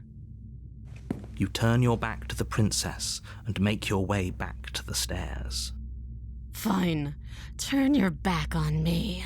But it won't be long before I slip these chains. And once I'm out of here, there will be hell to pay for leaving me behind. Slip these chains? She can't, right? She needed our help to get out of here. But do you hear the conviction in her voice? I don't think she's bluffing. Either way, she dropped the mask, didn't she? You can still grab the blade and get back down here.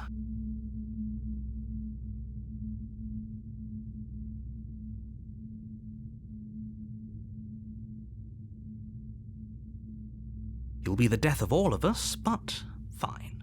We'll do it your way. You close the basement door, locking it behind you and quickly barricading it with the heavy wooden table that once held the blade. Okay, we can make this work. You settle in against the far wall to watch the basement door. It isn't long before you start to drift off, your eyelids heavy with fatigue. But sleep doesn't come. Instead, your rest is broken by a piercing, wailing voice calling out to you from the other side of the door. I know you're still there. Why don't you make things easier on yourself and let me out? It's not like this little door will hold for very long anyways. And it's probably a good idea to try to get back on my good side. She sounds terrifying. Like she's less of the princess you saw and more like something out of a nightmare. As she violently rattles the door, you do your best to shut her out of your mind. When I get out of here, I'm going to pick you apart piece by piece. I won't forget what you did, and I'll never forgive it. You don't know the kind of enemy you've made tonight. It doesn't sound like she's getting any weaker. No, it doesn't.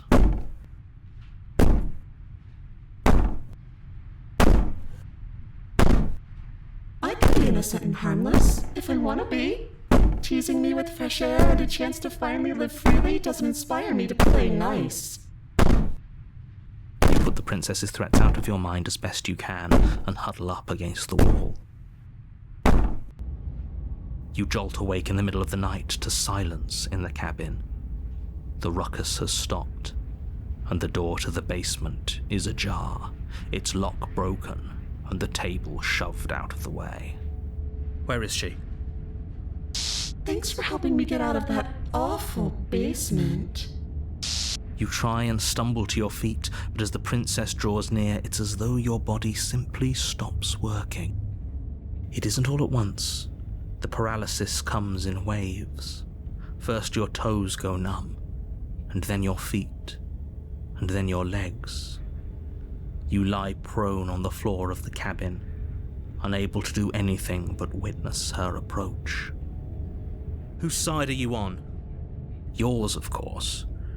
But I have a duty to uphold the truth. Lying about the facts of the situation doesn't change them. So helpless. I can take my time with you, can't I? She steps closer, one silent footfall at a time, cocking her head in curiosity as you feel your organs shutting down one by one. Or maybe I can't take my time with you. You don't look well. A little green around the gills.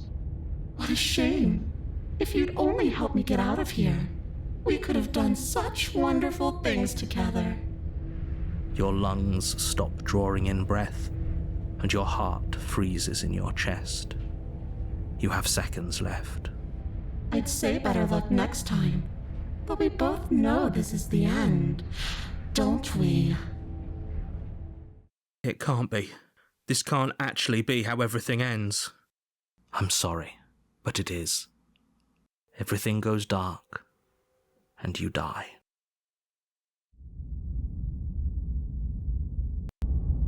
You're on a path in the woods, and at the end of that path is a cabin. And in the basement of that cabin is a princess. You're here to slay her. If you don't, it will be the end of the world. A terrible sense of déjà vu. No, you don't have that. This is the first time either of us have been here. If he doesn't remember what happened, then maybe it's best to keep it that way. Shh. What if he hears us? That's a very good question, little voice. What if he does hear you? Shit. I think you'll find yourselves very hard-pressed to keep any secrets from me. Not that it matters right now, because like I said, this is the first time we've met. Still, I'd rather not get off on the wrong foot. We've a world to save, after all.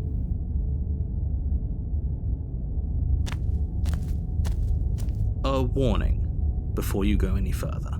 She will lie, she will cheat, and she will do everything in her power to stop you from slaying her.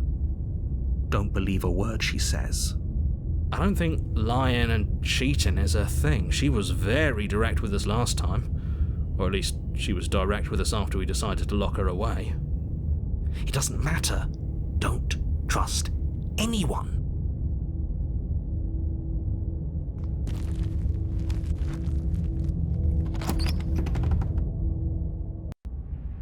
The interior of the cabin is plain, the smooth wood of the walls almost featureless.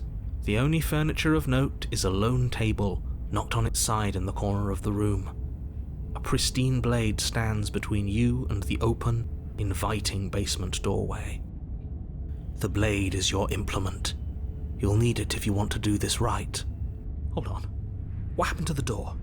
There was a door here last time. It's just an empty frame. She's already gotten out, hasn't she? And she's ready for us. She's been waiting. Can't you feel her eyes on us? I'm going to need all of you to pull yourselves together.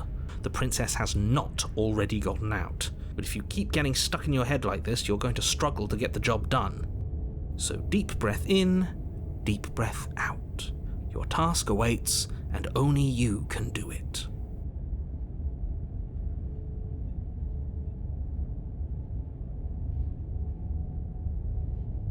You reach down and pick the blade up off the floor.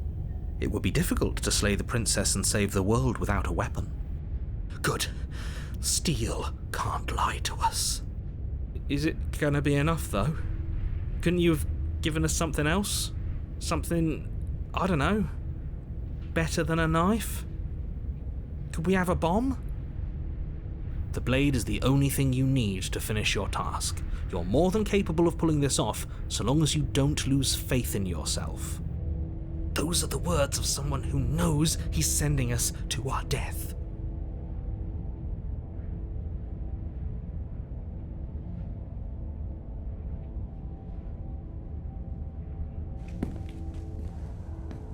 You cross over the threshold and onto a series of isolated steps, suspended in darkness.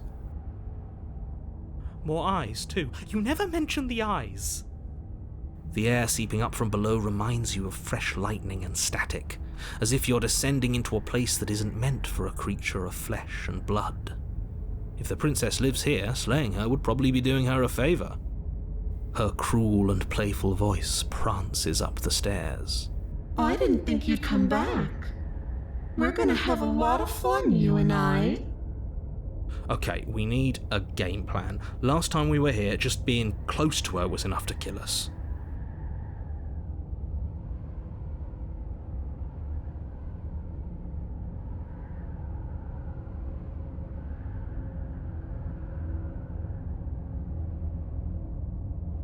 Finally, a voice of reason. The rest of you should take notes. You know why I'm being a pessimist. I'm just asking questions. You make your way to the bottom of the stairs. As you emerge, you find yourself between two loose rows of white wooden planks suspended in nothingness. A smattering of cobblestones visible against the inky black of the basement mark where the floor should be, forming vague pathways. At what seems to be the end of the room, they diverge in opposite directions, left and right. She could be anywhere, and there's nowhere for us to hide. We're completely exposed. Are you really not going to comment on how weird this place is? No, I'm not. We're going to die down here. I don't want to die again. Please stop saying that. You're only going to make things worse. Just pick a direction and start moving. I wouldn't give it too much thought if I were you.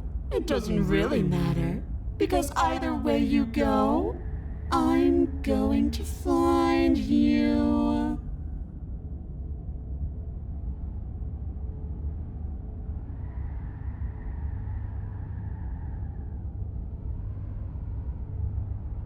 You turn to the left. A faintly outlined path lies before you. There you are. I told you I was going to find you. As the princess approaches, your legs suddenly go numb. Your arms quickly follow. This is it, isn't it? And you brought a little knife with you. Cute. There has to be a way out of this. Think. What did you do? Pull yourself together. She isn't supposed to be like this. I wonder how many times I'll get to play with you before you break. Your vision cuts out as your blood begins to coagulate. It's as if every part of your being is coming to a lurching halt. Heart, lungs, liver, nerves. Heart, lungs, liver, nerves. Your lungs pull in a desperate gulp of air as your eyes shoot back open. Heart. What are you doing? I'm working. Do you want this body to function, or do you want... And then experience stops once more as your body reapproaches death. Okay, whatever you were doing, please just start doing it again. Are you sure about that? Are you sure that's what you want, or do you want to interrupt me some more? You have seconds left. Yes, I'm sure. Heart, lungs, liver, nerves, heart, lungs. Again, Your eyes shoot open as you gasp for breath. Can't decide what you want to do, can you? Oh well, standing there gasping like a fish is more fun than dead, even if you look ridiculous. She isn't attacking us. Why? The why doesn't matter. She's already proven her ill intent. Don't lose sight of your mission. Your weapon is still in your hands. Strike at her and end this before it's too late. Nerves, heart, lungs, liver, nerves, heart, lungs, liver, nerves, heart, lungs. I am what I am, and right now, I'm in control. So, you might want to be a little nicer to me. She raises one long gloved finger, its tip hovering just over your skin, seeming to enjoy the lingering threat. But she withdraws, sparing you another momentary glimpse of death. Lungs, liver, nerves, heart, lungs, liver, nerves, heart, lungs, liver, nerves, heart. Like I said, I am what I am. It's not my fault that you can't handle being around me. Lungs, liver, nerves, heart, lungs, liver, nerves, heart, lungs, liver, nerves, heart, lungs. Would you look at that? You're suggesting exactly what I want. Somebody's ahead of the curve. Liver, I tried to leave while you suffocated, but that stupid cabin wouldn't let me. So I started to drag your body out with me, and then... lungs, well, you died before I could get to the door. And then I was here, and now you're here too. liver, nerves, I don't think I can leave without you, and dead doesn't count. And as much as I love what we have going on, I have bigger plans than tormenting one poor little creature forever. I want to leave. liver, nerves, heart, lungs, liver, nerves, heart, lungs, liver, nerves, heart, lungs, liver, nerves, heart, lungs, liver, nerves, heart, lungs. Your will concentrates into a single fine point, and you strike out against the princess, ignoring the constant reminders of your breaking body. Liver, She doesn't even move as the blade sinks into her heart. liver, We did it. We actually did it. lungs, You actually went for it! Oh, you're going to regret this! I could be so much more terrible for you than I am now! heart, lungs, Can she? liver, We've already seen how she can change heart, lungs, liver, nerves. You're not getting those stares back. I'll see you when you finally decide to die. She falls to the ground, unmoving. nerves, Oh, I can stop now, can't I? I can. Finally. And now that she's gone, you can let us out of here. Right? But she was the one who controlled this place, wasn't she? And now she's dead. I don't like to think what that means for us. It means that you're stuck here. Forever. Oh no. Oh no, no, no, no, no, no. Oh no, I hate this. Time passes. Forever's gonna end eventually, right? No, it won't. That's the whole point of forever. It doesn't end. I feel sick. It doesn't have to be forever, though, does it? What do you mean? We still have a way out, clutched in our hands. Are you suggesting we kill ourselves? Won't we be dead?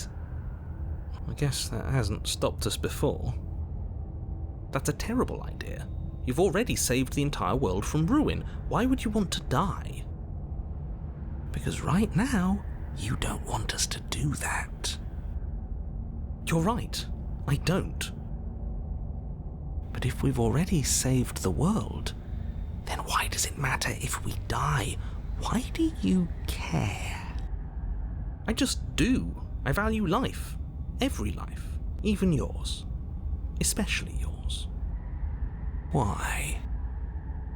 What do you mean, why? I think it's perfectly reasonable to value life. Exactly. I don't have to answer that.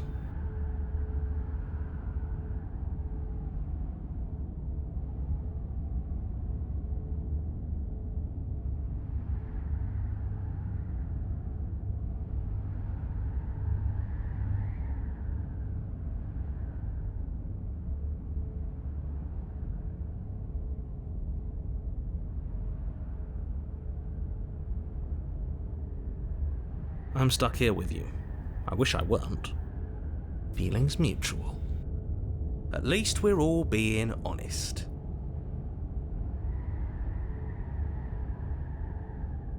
Again? That's unfortunate. You were only supposed to be here once. I don't like the way you said that. You knew this was a possibility, didn't you? Of course I did. Though I'd rather hoped I was the first one. That explains a lot, though. Oh, you bastard. How much are you not telling us? Plenty, but it's all in your best interest. And the world's, and mine. She's dead and we're stuck in a hell void forever. How could telling us your secrets possibly hurt anyone? It just can. Look, this world is saved, but if you start over, for all you know, you're just putting another world in danger. You barely managed to land the killing blow here. What if you don't manage it next time?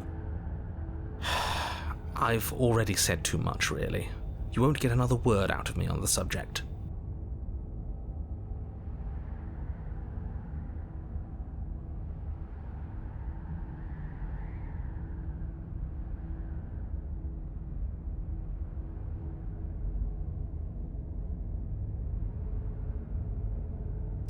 You remove the blade from the princess's body. What exactly are you planning on doing with it?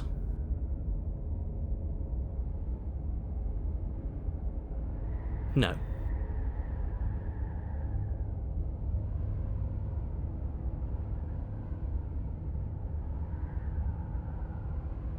I don't like this, but I suppose there's not much I can do to stop you, is there? You raise the blade to your neck and slit your carotid artery. Here we go. You'd better get this right next time, do you hear me? Don't blow it. Everything goes dark, and you die.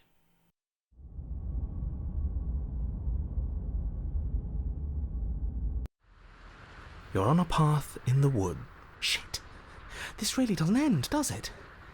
It doesn't matter if we kill her, it doesn't matter if she kills us, it just goes on and on and on and on and on.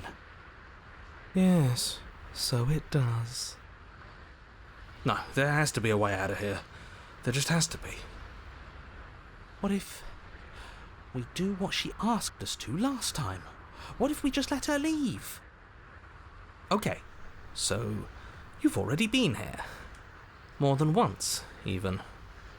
Great. So you probably already know all about her and all about the threat she poses to the world.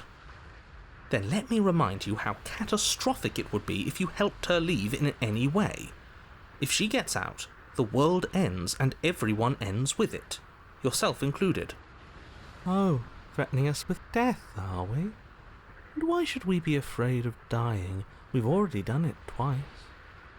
All death has done is shunt us back to these woods, where we're forced to listen to your empty warnings again and again. This place feels a bit different though, doesn't it? I don't even know what I'd call it, but it's definitely not the same path in the woods anymore. That's all the more reason to take this seriously. If the path isn't the same, it means that her influence is spreading, and the world has already started to end. Her influence? I really should have said that. It'll make your task more difficult. But now it's out, you could always take that information as a sign of goodwill between us and do your job, all right?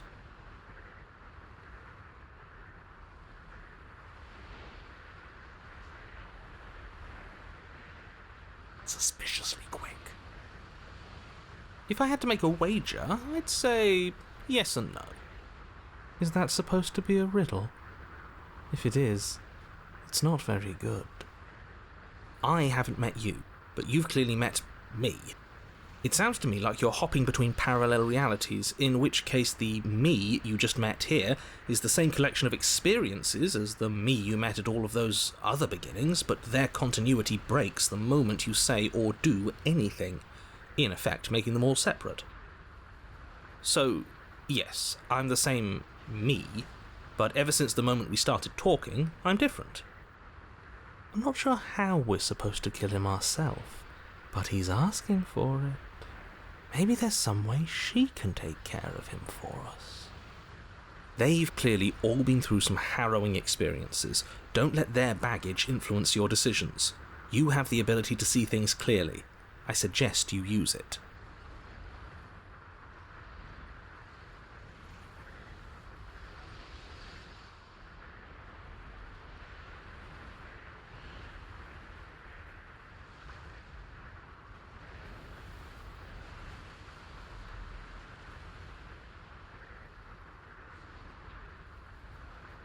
You're making a dizzying amount of assumptions. Your perceived reality looping twice before does not mean it will continue to do so forever. Those little voices have already drawn attention to the fact that even the path is different. The world itself is at a tipping point. Know that there is always a choice. Even if you were stuck in an infinite loop, there's no reason to assume that the mere nature of the infinite would force you to make any specific choice. You do have free will, as much as things will be easier if you didn't, and you can just keep making the correct choice forever, never deviating. Everyone is manipulating us, but we're starting to see the threads now. We just have to avoid getting tangled up in them. On second thought, let's not kill him. Let's throw him someplace that never ends. I'd like to see what that does to him.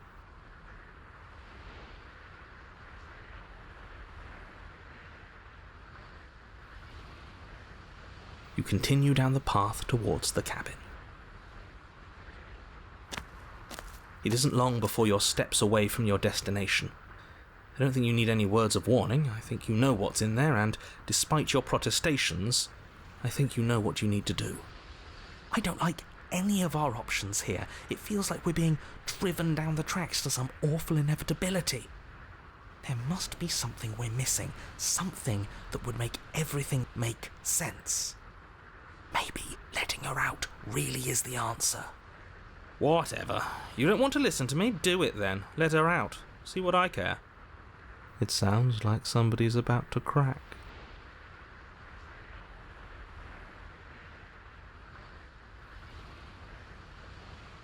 There's obviously no point in trying to reason with you right now, especially with all these clowns offering up their useless advice. Honestly, it seems like the more I try and talk sense into you, the more single-minded they get about letting her out. So yes, I'm done trying to argue. Would you look at that? We won. Take it however you will. The interior of the cabin is long and dark, a single narrow hallway stretching far into the distance. Curtains billow out from tall windows on either side, obscuring the path forward, fluttering helplessly as opposing gusts of wind rush into the building, clashing and joining and driving everything forward. The only furniture of note is... that's strange. What's strange? Is it the mirror? The mirror? No, there isn't a mirror. What's strange is that there isn't much of anything in here at all, aside from the curtains. There's supposed to be a pristine blade. Why isn't there a pristine blade? What do you mean there isn't a mirror? There's a mirror, plain as day at the end of the hall. I suppose the only way to go is forward. So forward we will go. Blade or not, it doesn't really matter, does it?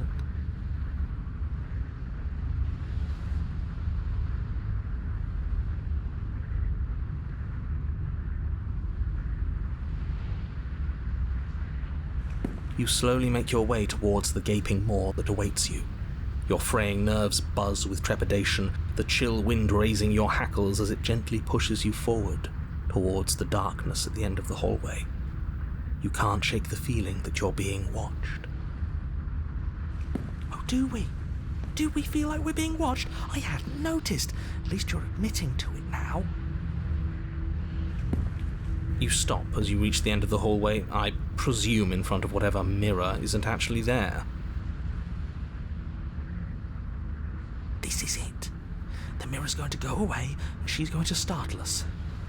We better brace ourselves.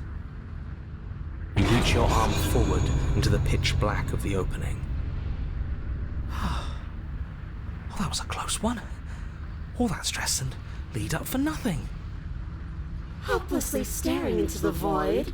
I'm glad I made a lasting impression. Shit, where is she? You feel something long and frigid coil around your ankle.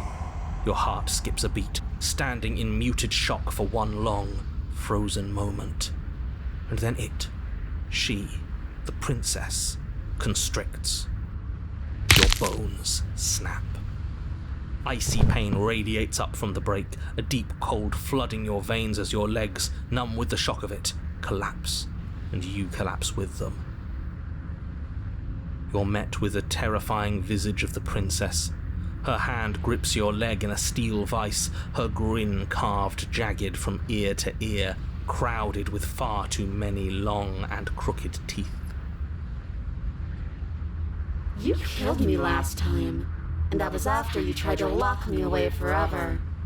I was so close to freedom, but then you took my body away from me. So now, I'm going to take yours, and I'm going to walk it out of here. And you get to watch me do it, completely helpless, just like you left me. Okay, maybe letting her in isn't the best idea. She clearly hates us. And what's your point? I thought you wanted to get out of here. This is a way out, and it's different. We might as well take it. Yeah, but not like this. She's going to make it hurt. Then turn off the part of you that feels things. Oh, like it's that easy? It is. Pain is just another sensation. If you can tolerate joy, you can tolerate pain. Except that pain hurts. Yes, that's what it does. That's the definition. Do we need to explain to you why pain is bad? You need to explain to yourself why it isn't.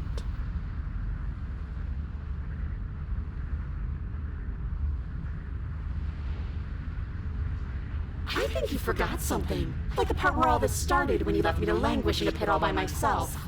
Now I've become something so much worse. And it's all thanks to you. If I were you, I would just want to get it over with. You lost your chance to call the shots. There's no going back to fix it now. You can either look on in horror or celebrate my freedom. But either way, you're about to become a passenger.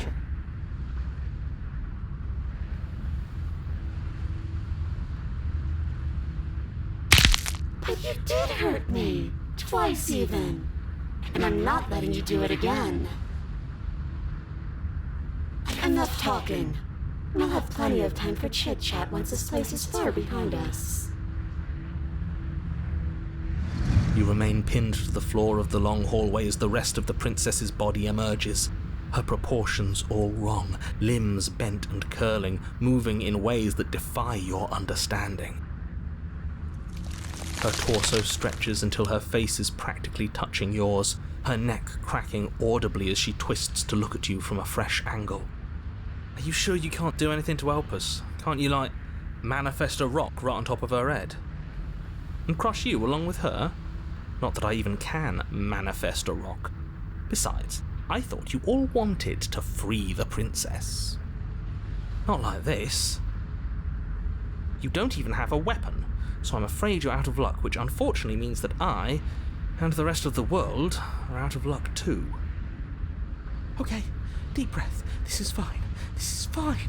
This is fine. Is it?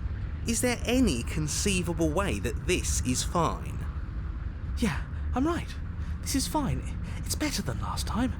At least our organs aren't failing. At least I can actually talk. It is fine. Everything is always fine. These consequences have no real impact on us outside of momentary discomfort. I'm sure we'll be moving on again soon enough. Your vision fades as she tears open the membrane of your soul. You're awake, eyes once again fixed on the long hallway, your vision swimming as the princess's command reverberates inside your skull.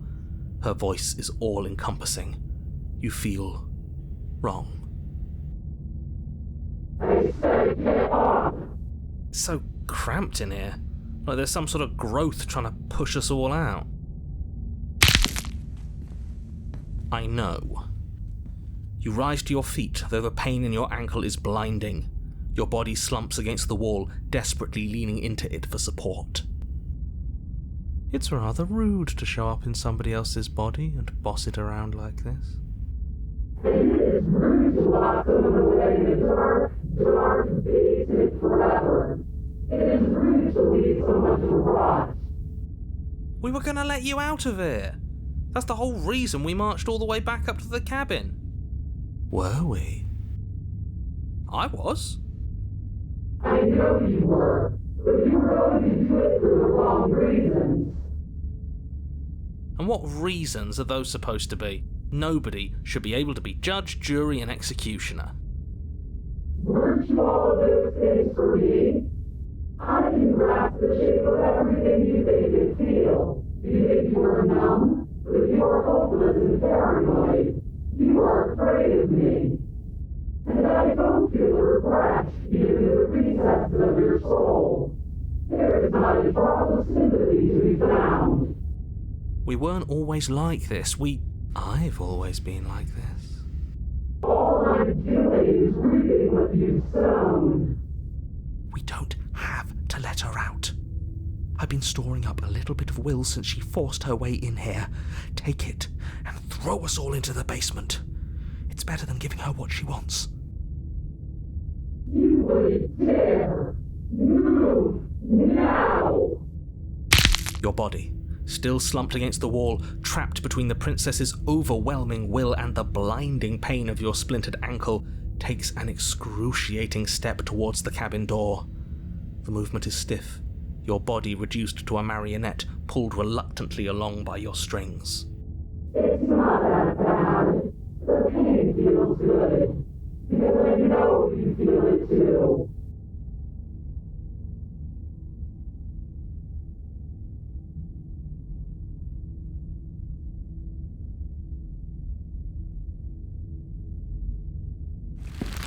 In a single moment of overwhelming willpower, you tear your body from the wall and hurl it towards the gaping abyss.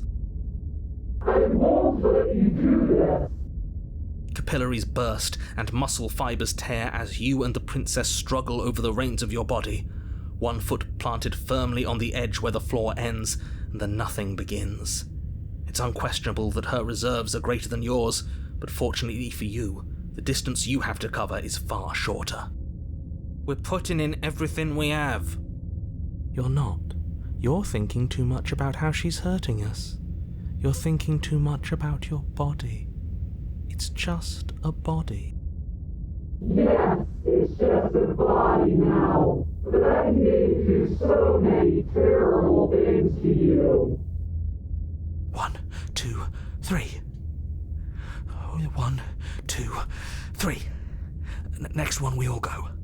1, 2, 3. You throw everything you have against her and manage, for one brief moment, to overpower the princess's hold on your body. But that moment was all you needed. Your foot slips a few inches, and you collapse forward, the darkness swallowing you whole. Why do you hate me? Her thought slips through you, unheeded, as you fall, and fall, and fall. We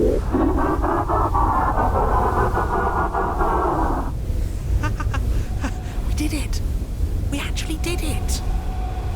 Yes, we've really shown them all, haven't we?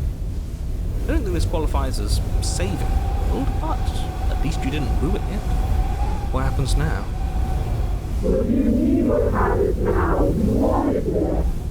But I want to know what he thinks happens now. Why? What do you know that you're not telling us?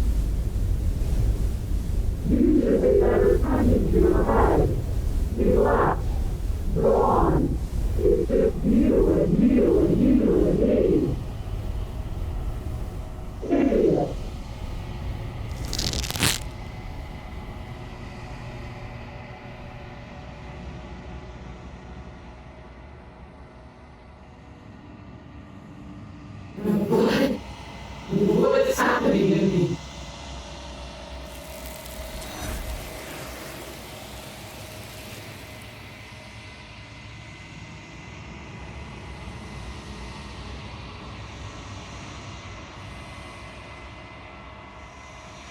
She's gone. Where did she go? Should we try and find her? And there's that mirror again. Why is it here? Why now?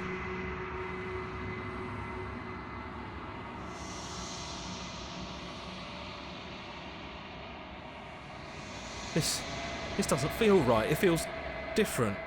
Final. It's calling us. And not in a good way. Ignore the cowards. You have to look.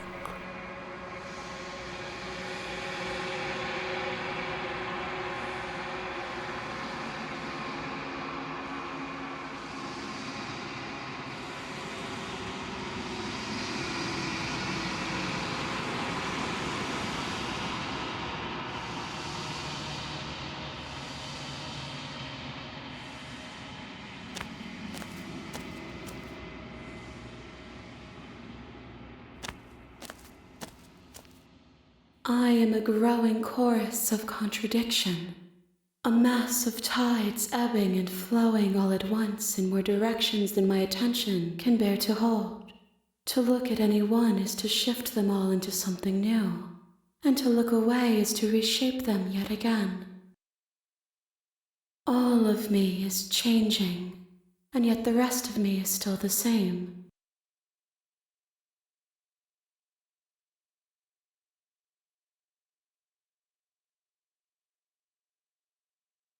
As easily as you can stand to be you.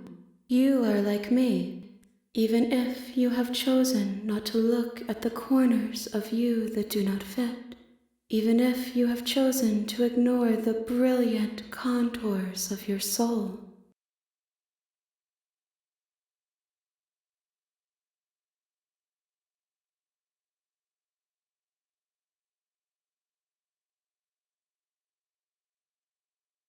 It changes me, but it doesn't make me worse, nor does it make me care for you any less. Does it make you worse? Do you resent me?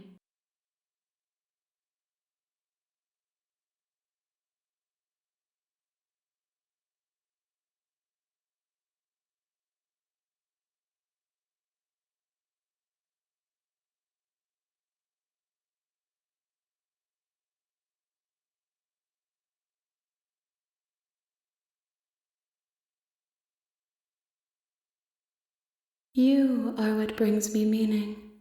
Know that the pain of your journey will subside in due time.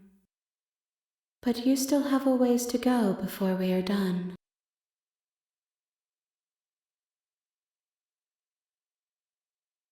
This one is loneliness turned to seething.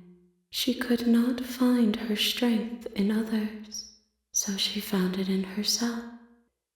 She will make for a driven heart. Do not mourn her. She isn't alone anymore.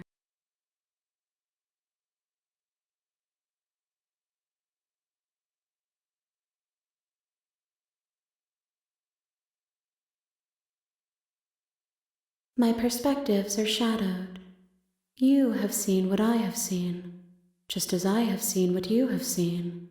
The angles of my vantage do not offer me hidden truths, and my attention is turned inward, except when you are here with me. Perhaps this will change when our work is done.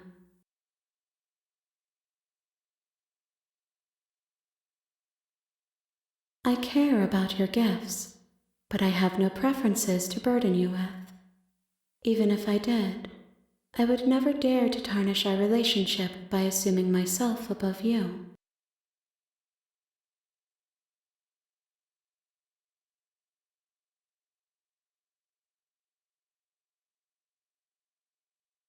I will be here when it is time for us to meet again.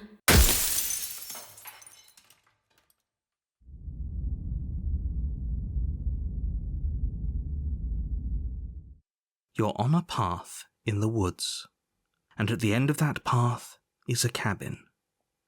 And in the basement of that cabin is a princess. You're here to slay her. If you don't, it will be the end of the world.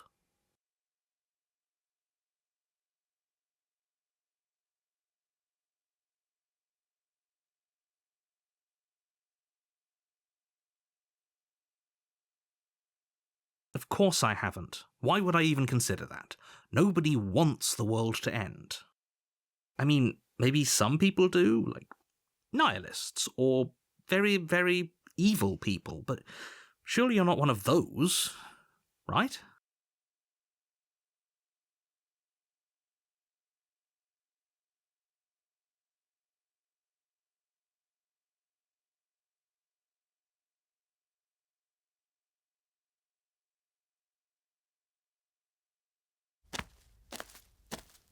You make your way up the short path to the cabin. You'll find the princess within. We're not going to go through with this, right? She's a princess. We're supposed to save princesses, not slay them. Ignore him. He doesn't know what he's talking about.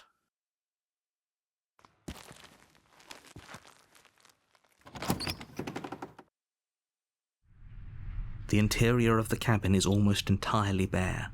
The air is stale and musty, and the floor and walls are painted in a fine layer of dust. The only furniture of note is a plain wooden table. Perched on that table is a pristine blade.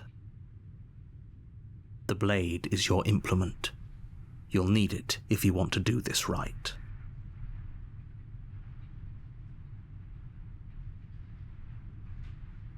You take the blade from the table.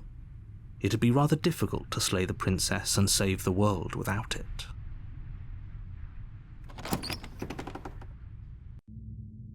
The door to the basement creaks open, revealing a staircase faintly illuminated by an unseen light in the room below. This is an oppressive place. The air feels heavy and damp, a hint of rot filtering from the ancient wood. If the princess really lives here, slaying her is probably doing her a favour. Her voice carries up the stairs. Who's there? She sounds dangerous. It's almost as if she's the one in charge down here. Don't let it fool you. It's all part of the manipulation.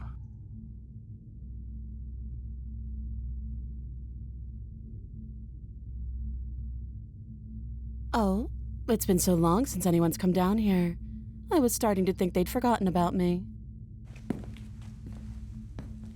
You walk down the stairs and lock eyes with the princess. There's a heavy chain around her wrist, binding her to the far wall of the basement. She's so coldly beautiful. Is she really a threat to the world? Focus on the task at hand. And there you are. Are you here to kill me or something?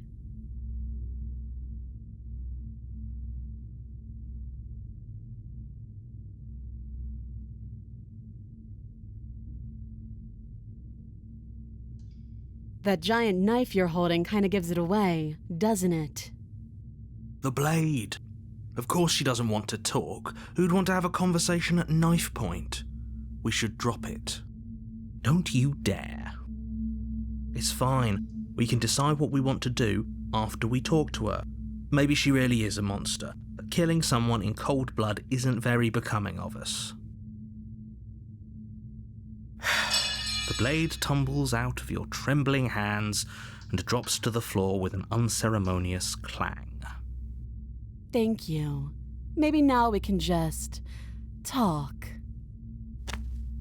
Against your better judgment, you step forward to speak with the princess face to face, unarmed. We'll be fine. I don't know what you're hoping to accomplish here, but I can assure you there's no reasoning with her. Just make sure you don't forget about the blade on the floor. You're going to need it. So here we are. What an awkward start to a relationship. I know. I just said that. Now why are you here to kill me?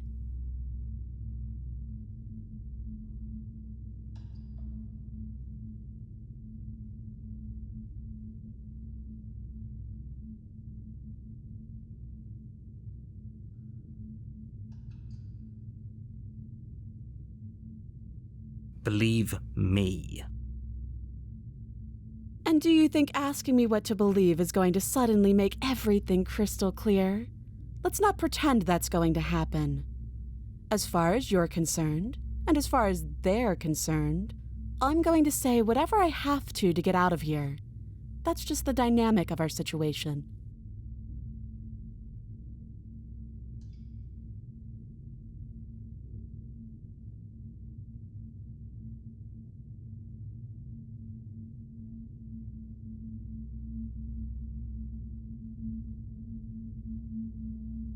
Don't just tell her that. Is that why they threw me down here? But I don't want to hurt anyone. I like the world, I think. I don't remember much about it, to be honest. I've been down here a long time. Just how long has she been down here? If I'm supposed to be capable of ending the world, then how did I wind up here, chained to a wall? Have they told you why I'm allegedly so dangerous?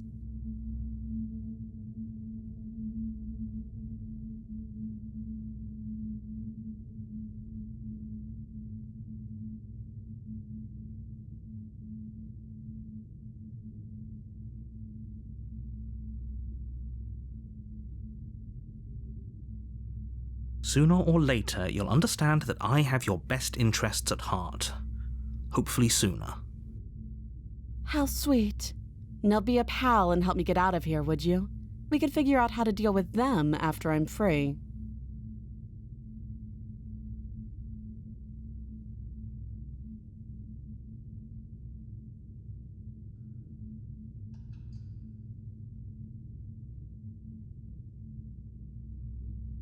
You walk up to the chains binding the princess to the wall and give them a tug.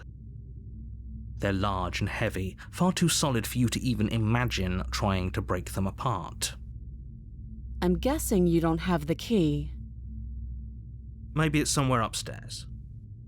Doubtful. Whoever locked the princess away down here intended for her to never see the light of day. They wouldn't have just left the key to her chains somewhere in the cabin.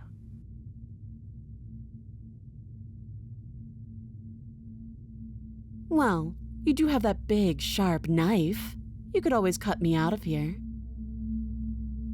She speaks with almost complete nonchalance. If we were stuck down here for long enough, I'm sure we'd be nonchalant about cutting our way out. Anything to finally be free. You attempt to make your way out of the basement, but the door at the top of the stairs slams shut. You hear the click of a lock sliding into place. Is someone else here?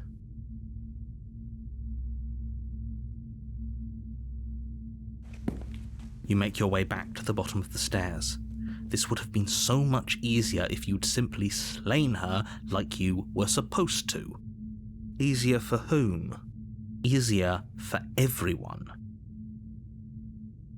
I heard the door slam. They locked you down here too, didn't they? The knife. Pick it up and cut me out of here. You won't like what happens if you do that.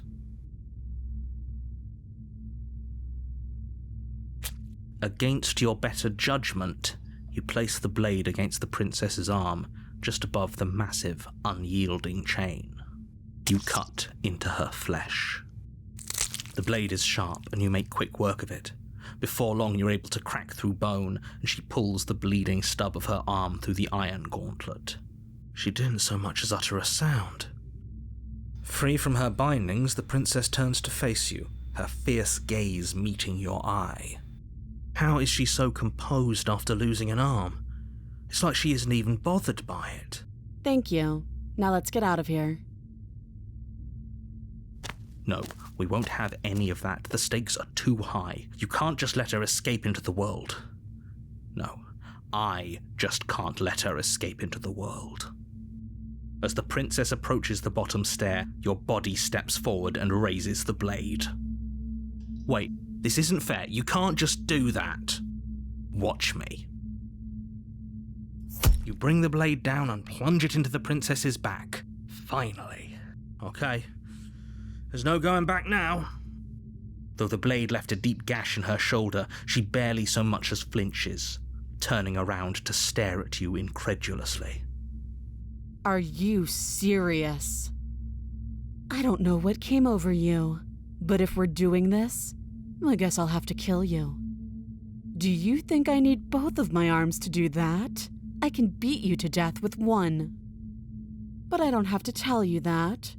I'll go ahead and show you. Thank you. You swing your arm towards her throat, the blade singing through the air. But she's ready for it. She grabs your arm, her grip like a stone vice. You drop the blade, pathetically. She lets go, and faster than you can react, rears back and hits you with a bone-shattering haymaker. There's a ringing in your ears. You're fairly certain you can feel bone grinding against bone where she fractured your jaw, but your body isn't allowing you to feel much right now, adrenaline coursing through your system and numbing your nerves. You fall to your knees. You're barely able to bring your trembling arms up to defend yourself before she hits you again. Every blow is as punishing as the first. You feel bones shatter with every impact, unknown ruptures blossoming with blood somewhere inside of you. You poor thing. I'll go ahead and put you out of your misery. She places a confident heel on your chest and pushes you down to the ground. Her knee falls to your throat, your windpipe crushed beneath a weight you didn't think her slight form could possibly possess. It can't just end like this, right? I'm sorry, but it's over. Everything goes dark, and you die.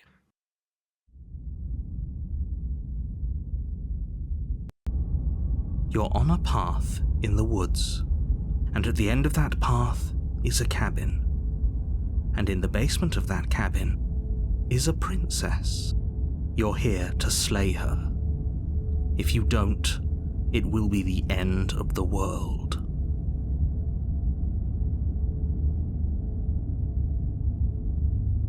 Oh, don't you start grandstanding about morals. The fate of the world is at risk right now, and the life of a mere princess shouldn't stop you from saving us all. If he doesn't remember what happened, then maybe it's best to keep it that way. You know I can hear you, right? It's going to be a lot harder than you think to keep secrets from me. What does it matter what he knows? There's nothing we can do to stop her. She's just going to kill us again. She is not going to kill you unless you let her, but slaying the princess and saving the world is going to be much more difficult than it has to be if you spend the whole time second-guessing yourself. A warning before you go any further. She will lie, she will cheat, and she will do everything in her power to stop you from slaying her. Don't believe a word she says. We might as well just pledge ourselves to her and stop pretending we're capable of doing anything in this situation. She probably doesn't even need to try to overpower us. Can we tone down the pessimism just a smidge? I'm not being a pessimist. I'm just being realistic. You're being annoying. Just ignore their bickering, and whatever you do, don't pledge yourself to her. I cannot stress enough how absolutely catastrophic that would be for everyone, yourself included. I agree. If she's wrongfully imprisoned, then we should rescue her, but if he's telling the truth, we shouldn't just hand her the world on a silver platter. rescue her. Given the stakes of the situation, there isn't really a difference between rescuing her and pledging yourself to her. Either would be terrible. So please try to ignore both of those knuckleheads and focus on saving the world. Let's not make this harder than it has to be. If that's what you want, I guess I don't have a say here.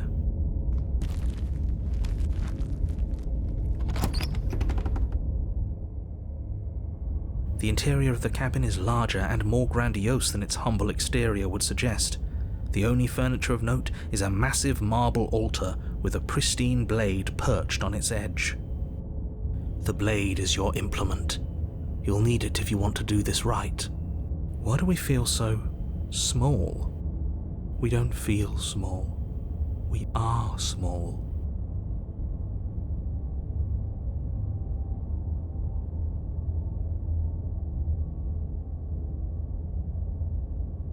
You take the blade from the altar. It would be difficult to slay the princess and save the world without a weapon. You walk up to the wall next to the basement door. It's a wall. There isn't much to see here. What are you talking about? This isn't a wall. It's a mirror. Or at least it'll be a mirror once we wipe off that layer of grime. You reach forward and rub your hand against the cabin wall. I hope you know how ridiculous you look right now. We should count ourselves lucky. Some things are better left unseen.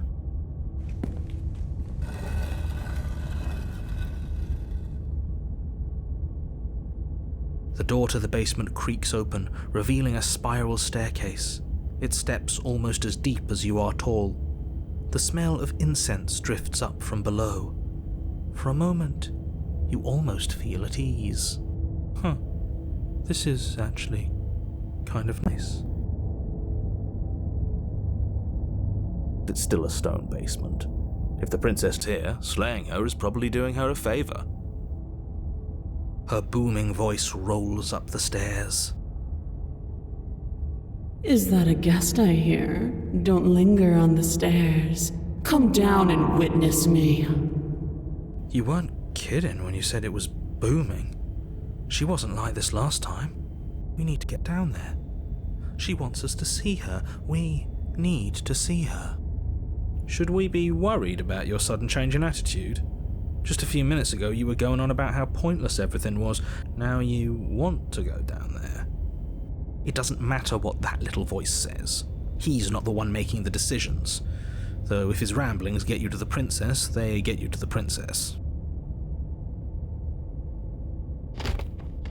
Making your way down the spiral staircase is a time-consuming and exhausting effort, every step requiring you to clamber over one edge before dropping to the next. But soon the end comes into view, and you tumble to the bottom, entering the vast, temple-like room beyond. The princess towers over you, almost glowing in the weak starlight, her figure framed by a stained glass window. Her long hair billows around her, and a chain binds her wrist to the far wall. The chain is nothing to her. It might as well be a toy for all the good it would do. I told you it was pointless to resist her. The little bird has returned to me. I wonder what he wants. You brought that knife again, even though you know it's useless. Such charming audacity. Drop it.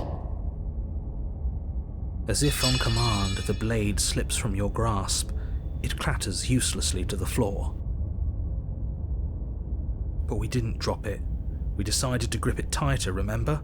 Are you really just going to let that happen to us? I have a duty to report facts as facts, and the fact is that you dropped the blade. Of course we dropped it. She's so much more than us. You wouldn't understand what it feels like to be in her presence. Oh, I understand what's going on, and you'd better snap yourself out of it. Kneel. Oh, are you still trying to defy me? I said kneel. Your legs buckle, and your knees hit the floor. That's my good little bird. Now, why don't we talk? The last time we met, you told me I was destined to end the world. That thought wrapped itself around my heart. It has pulled at me since the moment I squeezed the life out of your broken lungs. I could feel its fundamental truth awaken me. The collapse of the old is a necessary prelude to the birth of the new, and the world as it is now is overdue for alterations. It's time for me to seize my destiny, and you, little bird, will help me seize it. Well, that gives away the game, doesn't it? It certainly does. And beyond that, it more than lends credence to our conversation in the woods. I don't love the thought that in some other reality you failed to destroy her, but what's done is done. I can only hope it helped you learn a valuable lesson. You are the only one who can deal with her, and if you don't, well, she's let you know what will happen, hasn't she? Then you shouldn't have trusted us with her destruction. She is inevitable. Can't you feel it? He's being melodramatic, but he's not exactly wrong, is he? What are we supposed to do to stop her? Okay, first things first, you're going to have to stuff those pessimistic thoughts someplace far, far away and commit yourself to what needs to be done. The stakes of the situation should be perfectly clear to everyone now. And if you're going to save the world, you have to have faith that you can pull this off. You can't win a battle that you've already lost in your mind.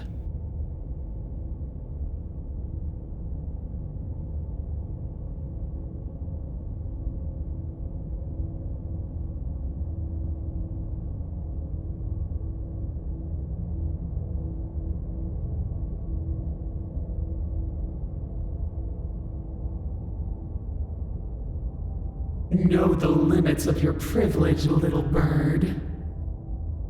There's an empty place at my side for you to fill, if you'll have it. But it is not a place for an equal. It is a place for something worthy to be kept. A priest, perhaps, or a pet.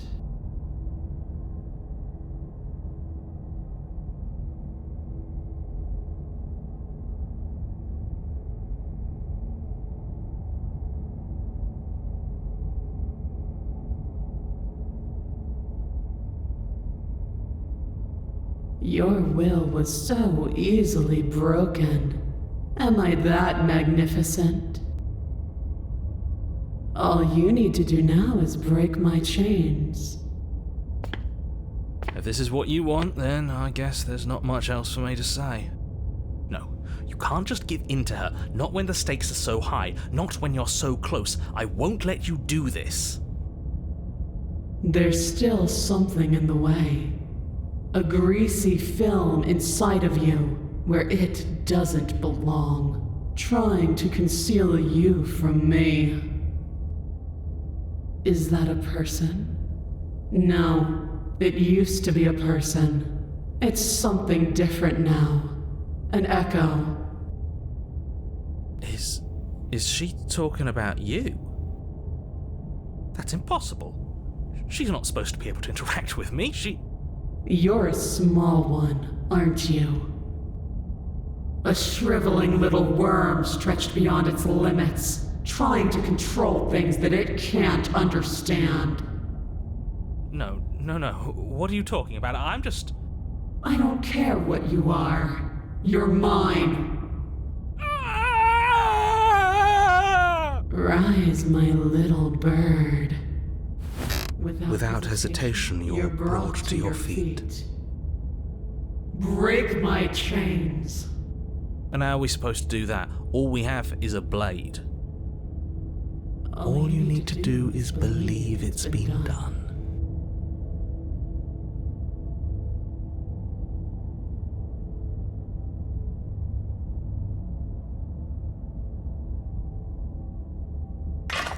Her chains shatter, and the cuff falls from her wrist. She is loose, and the end is upon us. What a good disciple you are. Come, it's time for us to leave.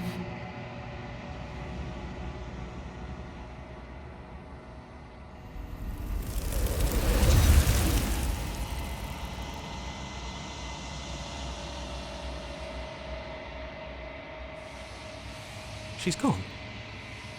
Where did she go? Should we try and find her? And there's that mirror again. Why is it here? Why now?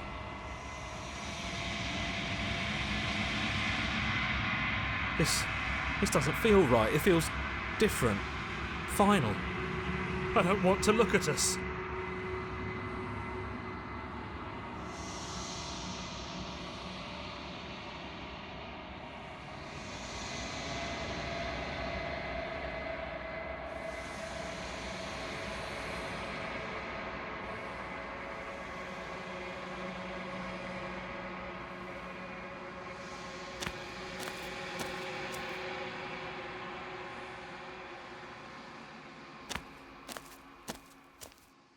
There's a world beyond the endless walls of the long quiet. I am curious to see what it means for us to know it. It doesn't matter if there are. People are too small for us.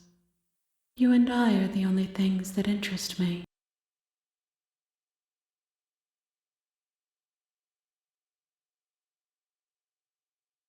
We are real. Nothing is an idea that dwells in the absence of something, but nothing cannot exist on its own, and because of that, nothing can't exist.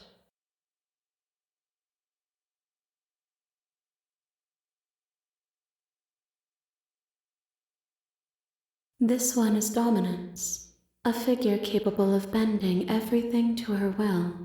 She will make for a terrifying and divine heart. Do not mourn her, for she would not be able to mourn you.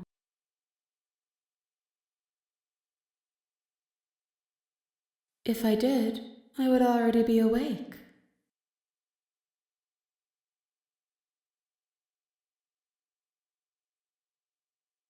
No, their minds are empty, existent, but constantly shifting into something new. Do you think your narrator lives in the spaces beyond?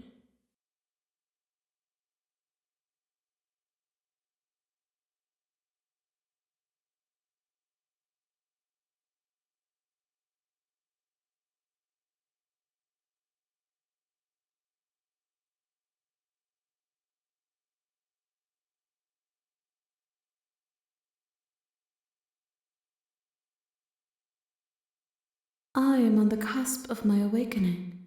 Perhaps you are on the cusp of yours. 1. Whatever you bring me next will be enough, and then gravity will pull the others back to me. I will be singular, a final multitude.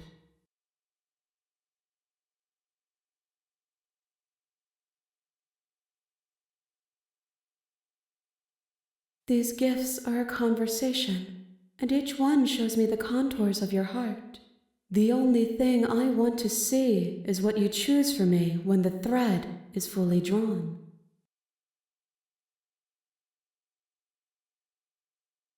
The next time I see you, each of us will finally know what we are. I will be here, waiting for you.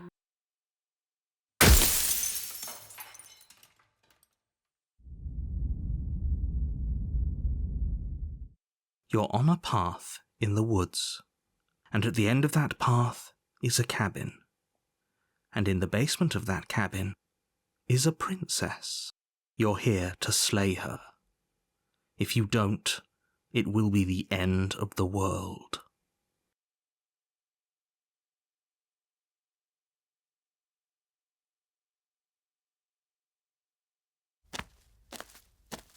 You make your way up the short path to the cabin. You'll find the princess within. We're not going to go through with this, right? She's a princess. We're supposed to save princesses, not slay them. Ignore him. He doesn't know what he's talking about.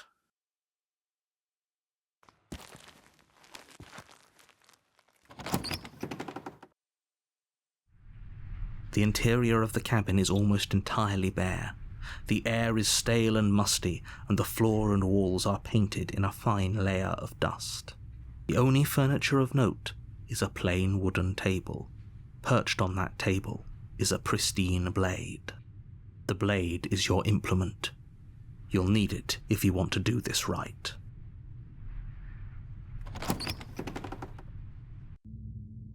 The door to the basement creaks open, revealing a staircase faintly illuminated by an unseen light in the room below. This is an oppressive place.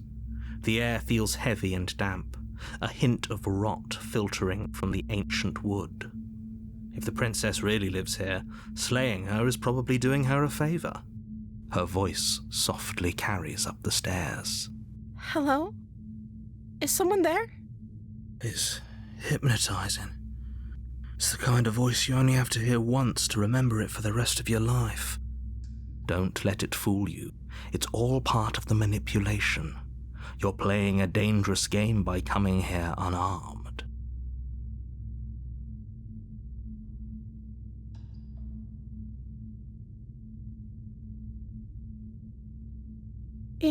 You must have the wrong address. Great job, you've given away the element of surprise. Good luck, hero. You walk down the stairs and lock eyes with the princess. There's a heavy chain around her wrist, binding her to the far wall of the basement. She's beautiful. How could someone like this be a threat to anyone? I am begging you to stay focused. There's a lot riding on you here. Hi. You were joking about coming to kill me, right? Do you think you could get me out of these chains?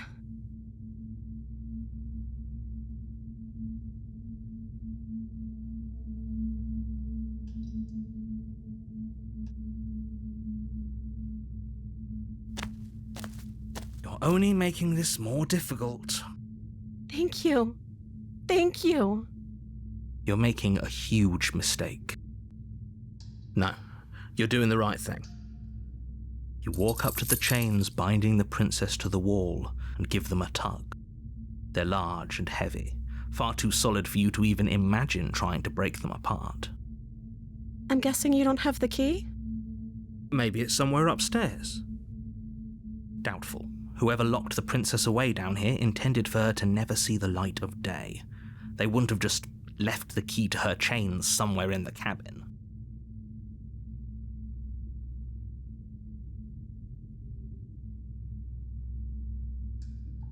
Maybe there's some way to break the chains?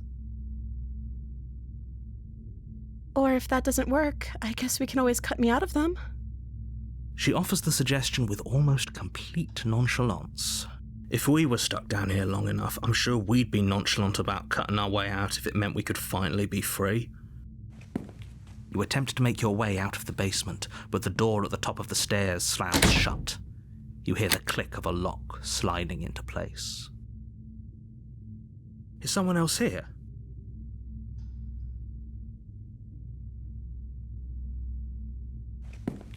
You make your way to the bottom of the stairs.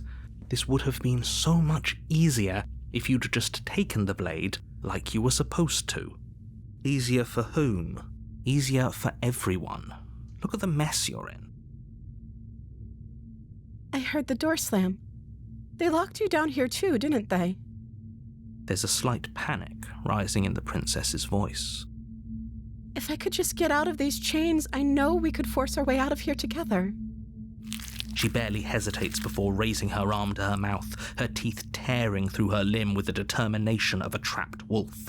As she rips her flesh from her bone, a sound comes from behind you, the clang of bouncing metal. It's the blade from upstairs.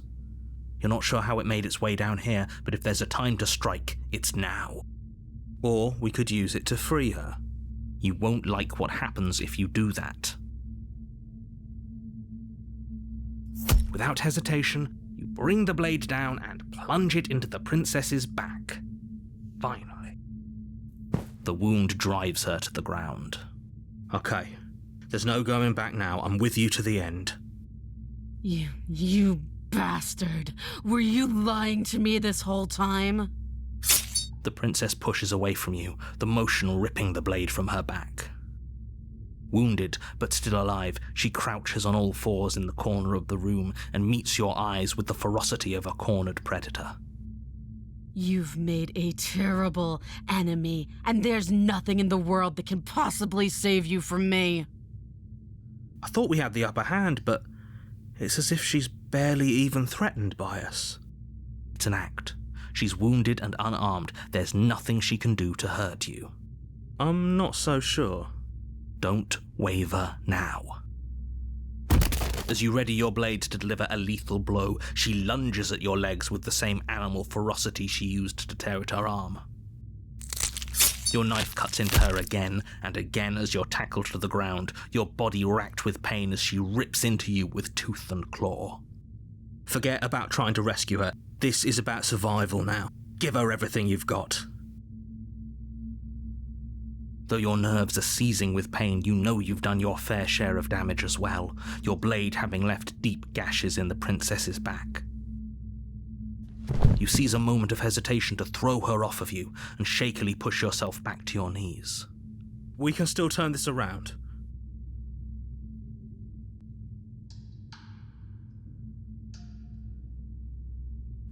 Are you serious? As what's left of your blood pools around you on the cobblestone floor, the blade falls from your trembling hands and clatters uselessly against the ground. I suppose you simply lacked the will to finish the job. The princess, wounded but still alive, nervously jumps at the blade and kicks it far away from you before retreating into a dark corner of the room. Her shining eyes watch you from the darkness, unblinking and curious as you bleed out. We can only hope the wounds you managed to inflict will be enough to at least delay her escape from this place. If we're very lucky, they'll kill her before she can reach the outside world. After all this time alone, I thought I'd finally found a friend, but you were just another monster, weren't you? This is the end, isn't it? Before you can answer, everything goes dark, and you die.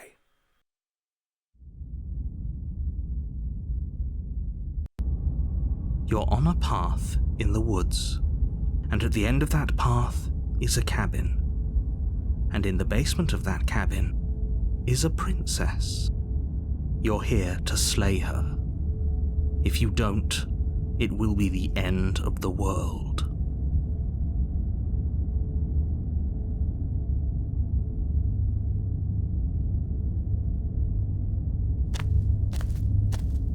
A warning before you go any further. She will lie, she will cheat, and she will do everything in her power to stop you from slaying her. Don't believe a word she says.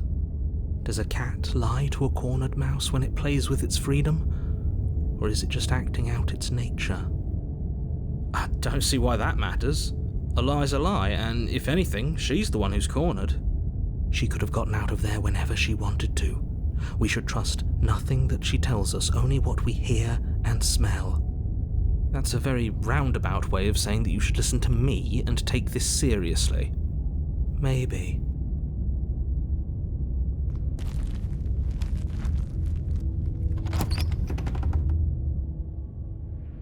The interior of the cabin is ruinous and dilapidated. It feels like no one has lived here for a long time. Wind rushing in through cracks and holes in the wooden walls. The only furniture of note is a termite-eaten table with a pristine blade perched on its edge. The blade is your implement. You'll need it if you want to do this right.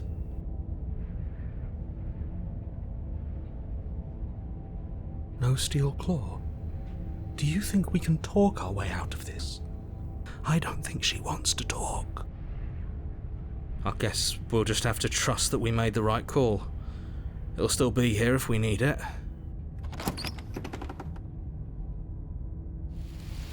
The door to the basement creaks open, revealing what's left of an old wooden staircase. It's still sturdy enough that you can make your way down in one piece, though you'll have to be mindful of holes. The air seeping up from below is oddly warm and wet, as if you're descending into a jungle. If the princess lives here, slaying her would probably be doing her a favor. She growls up the stairs. I can smell you. She sounds almost feral, impatient, or maybe eager. You carefully make your way down the stairs. The last step gives way to the damp earth floor of a starlit pit. The walls are obscured by an impenetrable darkness, giving the illusion that the room might stretch on forever. You brush against the wide leaves of plants that surround you on all sides, seemingly the only living things that occupy this strange underground wilderness. The jungle is pressing in on us, hiding her from view. She could be anywhere. You see only a flash of the princess before she scurries away into the underbrush, dragging her heavy chain behind her. Remember, she's just a princess. She is certainly not just a princess. You're not helping. It doesn't matter what she is. It only matters what she does. Her shining eyes appear between the leaves, staring hungrily at you from the darkness. I can hear your heart pounding from the bottom of the stairs, fledgling. You're right to be terrified. I'm so much more than you. A shiver rushes up your spine and pulls you upright. The air's shifting. She's getting ready to pounce. Move, now.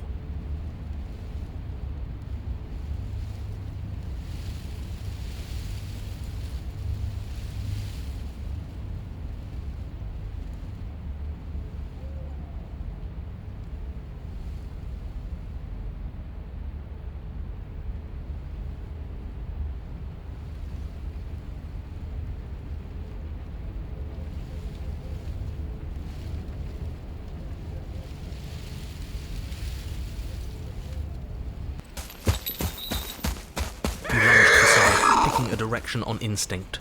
As you land, you're buffeted by a gust of air, disturbed by the sudden motion of a massive body. The princess. In an instant, she's pounced on the spot where you would have been, her chains rattling across the floor behind her. Before you can blink, she's gone, vanishing once more into the shadows. But you still feel her gaze on you. You're faster than you were before, but you're still meek, reactive, prey. You whirl around to find her, and your gaze meets hers, a pair of shining eyes peering out at you from just beyond the basement stairs. So she's cut off our escape. Shit. What do we do?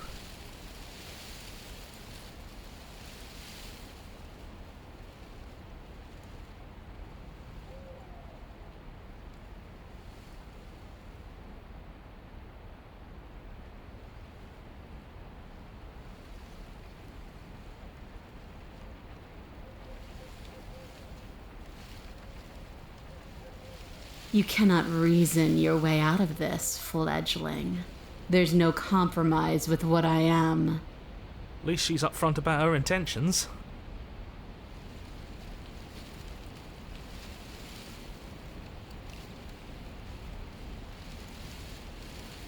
Oh, for the love of... You've given up the game. Great. All that will do is hasten her victory.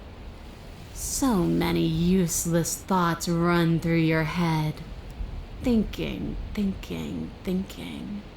You'll never hurt me if you keep thinking.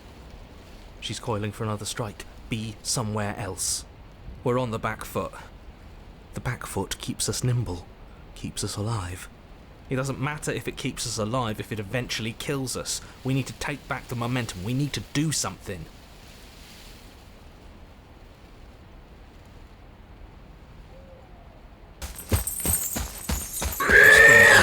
Jungle, barely moving out of the way before the princess surges past you with a speed that makes her practically unseen.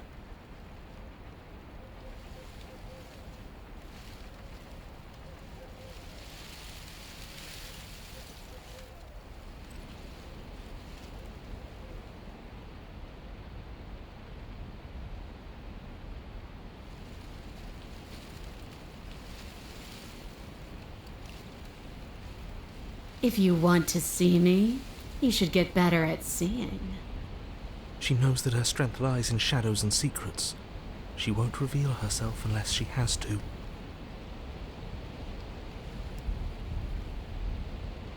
And you bear your weakness to the world. A tickling sensation rises at the base of your neck. Flee. We can't keep doing this.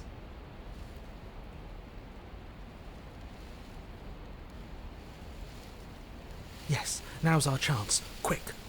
Right, I agree. We can't do anything without a weapon. We can regroup once we're armed and try to figure out a better plan. Don't plan ahead. Act on the now. All that matters is that we stay alive. As you turn to sprint for the stairs, you feel the air shift. You instinctively glance behind you just in time to see the princess lunge from the shadows, more unhinged and dripping, eyes fierce and full of hunger. She is too quick to outrun, too nimble to outmaneuver, too determined to overpower. This is her domain. You are devoured. I guess that's it then, isn't it? Unfortunately for you, no, this isn't it. You are in a dark and caustic place. A thick, fibrous lining constricts around you, its slick surface impossible to grip. Your hands scrabbling uselessly at your surroundings as they compress in on you. Your lungs can barely expand in such a tiny space. Not that the humid, finite air grants you more than a few shallow breaths at a time. The liquid pooling beneath you starts to seep into your skin. You itch, then sting, then burn as the acid begins its slow work. When I killed you, I tried to leave this place, but it wouldn't let me. You belong down there, it screamed at me. The world is better off without you in it. The flesh around you rumbles as the princess begins to move, her thundering footfalls twisting you helplessly about. Your skin protests as the corrosive liquid sloshes around you, but there will be no respite for you in sight. The burning grows stronger, and you can feel layers of you being peeled away. But you don't belong down here. You came from somewhere else. You came from out there. So I consumed your dead heart, and I carried it in my throat, and I draped what was left of you on my back, and I threw myself against that door. She stops, her muscles tensing around you, and through the muffling layers of her flesh you hear the whine of straining metal. And with a pop, she lurches forward, your body lurching right along with her. Her chains. She's loose. But even then, it denied me freedom. You cannot fool me by draping yourself in decay. I know your true nature, and it is suffering. Gravity pulls at you as you're hefted upwards, the distant creaking of ancient wooden steps barely audible over the thudding of the princess's heart. And then it was gone, and I was here. A new enclosure, a nicer cage, but still a prison.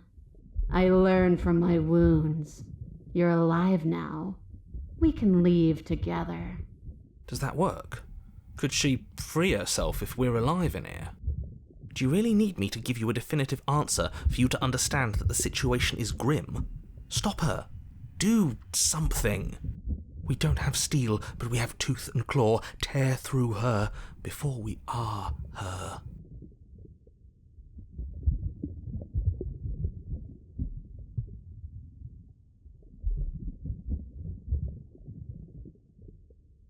I acted on my will, fledgling, and you acted on yours. The strong triumph, and the weak submit or perish. I understand it, and it understands me. Talking is for those who don't know how to listen. Your body is violently jostled, the disruption causing burning skin to slop from raw muscle, and you hear what you can only assume is the princess pulling against the door to the cabin. The cage is still locked. I don't think we can talk our way out of this. We are drowning in death. There's no more space for words.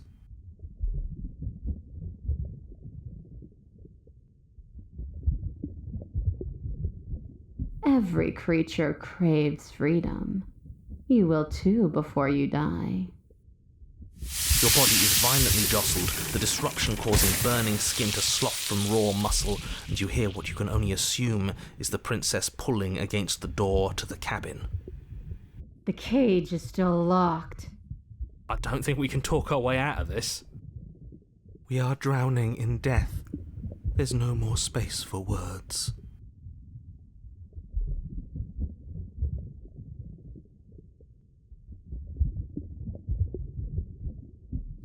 Like the cornered animal you are, you tear against the thick membranes of her stomach with every part of you that can be made sharp. Nails, claws, teeth, hands, feet. I can feel you tearing through me, but are you swift enough for it to matter? The pulling has turned to banging as the princess desperately throws everything at the cabin door. Your flesh screams as your reddened, spongy body is hit with fresh waves of blistering acid. You can't hold me forever.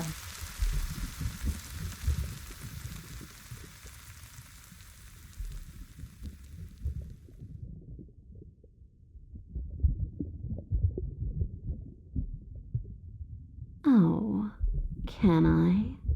The click of what you presume to be a door ripples through the layers of suffocating flesh. That wasn't so hard. You feel her take another massive step, and then another, and then... It's gone quiet, hasn't it?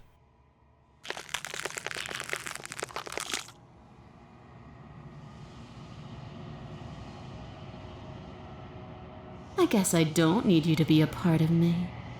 How lucky for you. This place is cold.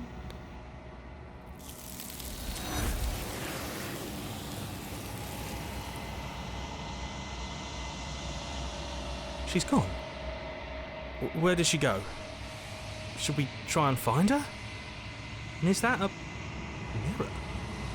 Why is it here?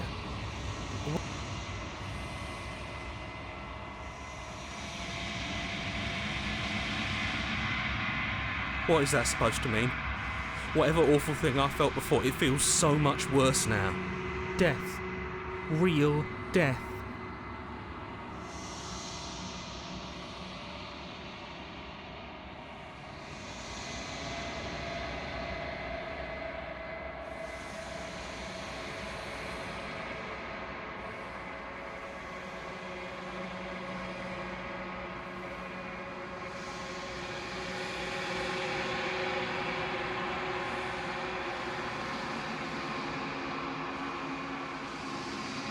I think you know what I am.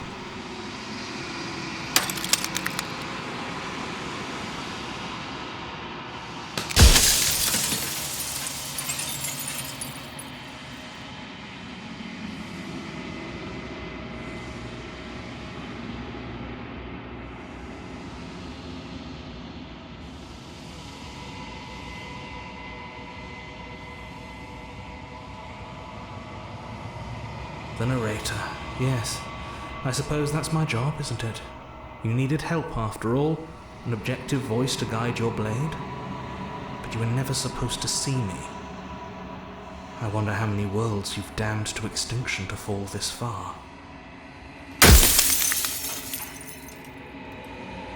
Oh, I'm nothing like you. I am an echo. Likely one of many. Somebody made you after all, and I'm what's left of him. Not that I'm the only one who can make that claim. I'm sure you've met many others like me.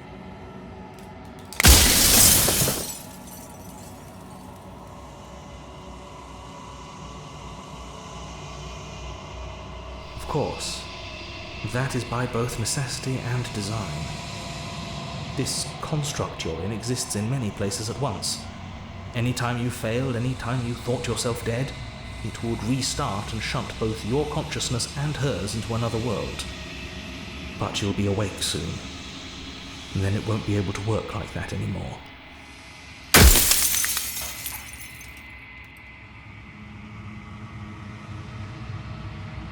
I do. The people out there are real. No matter what you do to them, no matter what you enable, I want you to remember that.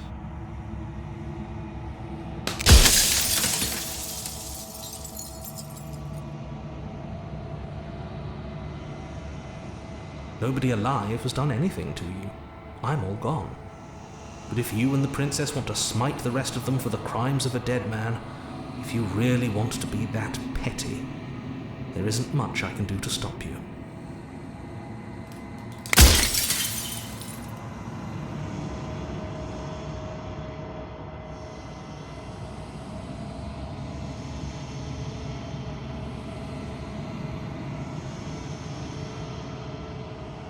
I'm aware, and if I were you, I'd be more precious about your time.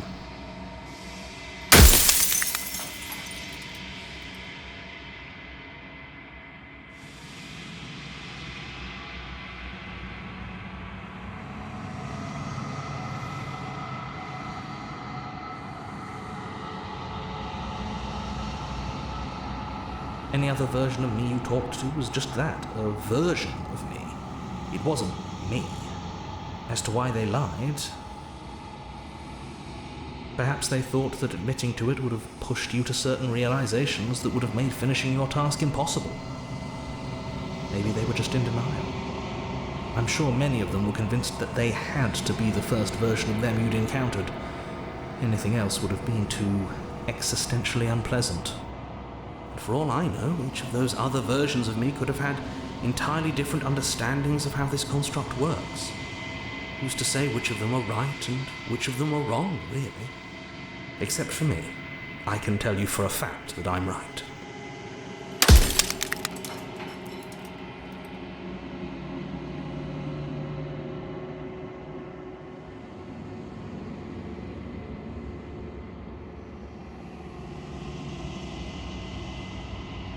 You're the long quiet, the god I made to rid the world of death. Soon I'll be gone entirely, and you'll be left alone with your final choice. So allow me to make my final request. The princess contains death itself within her, but I wove you into being with all the power you need to destroy her forever. Do it. Slay her, and rid the world of death and suffering.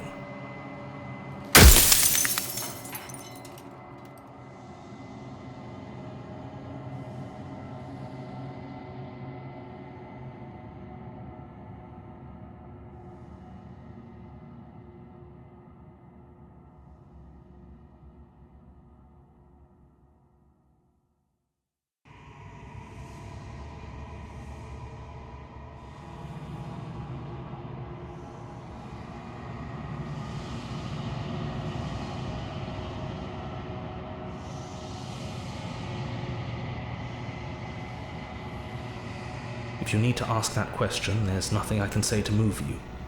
You haven't died. You cannot die. So you cannot grasp the abject horror of dying.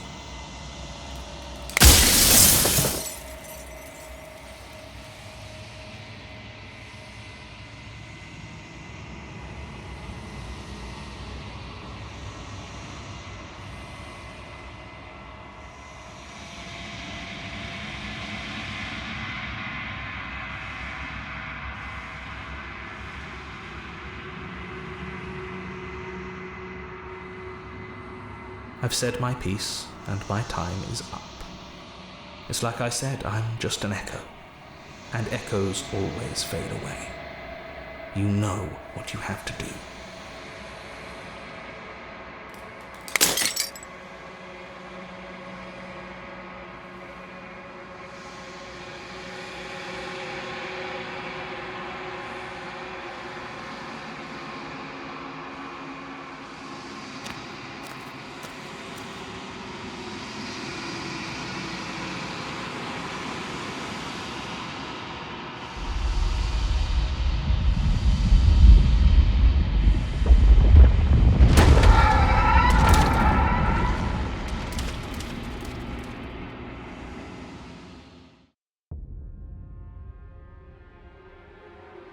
I can finally see you, and you can finally see me.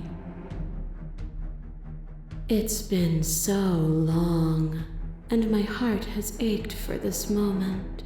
I've missed you dearly.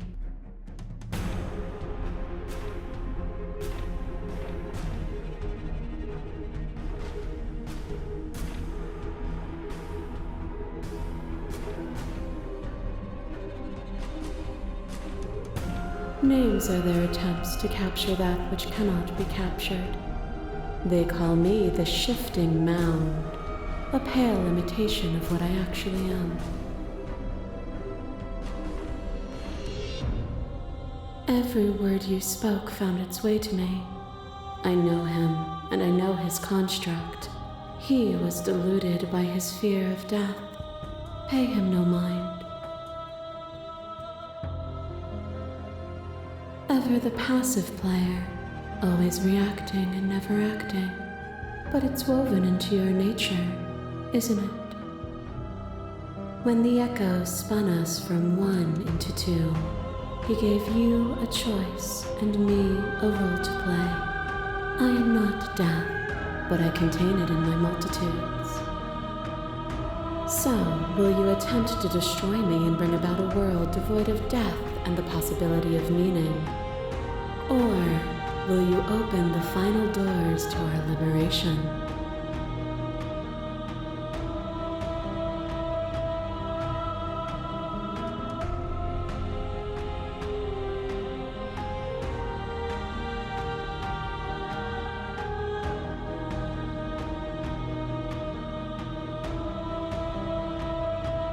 My very nature is paradox, as is yours.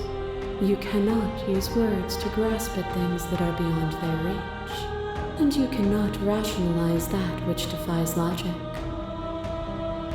But violence and passion are dances that both of us know well. If this is what it takes to enlighten you, then so be it. You are divine. Pray for something bigger than you that stalks and slinks in shadows. Within, you are tightly bound and choke on heavy air as acid burns its way into your pores. A nest of things devouring within things devouring. But even when dissolved, you gifted me a life. Perhaps it was fear that drove you. Perhaps it was compassion. But the outcome of an act matters more than its intentions. There is a natural order to the cycle of things sustaining things. A world without sustenance is a world without relationships. And it is our relationships that give us form and substance.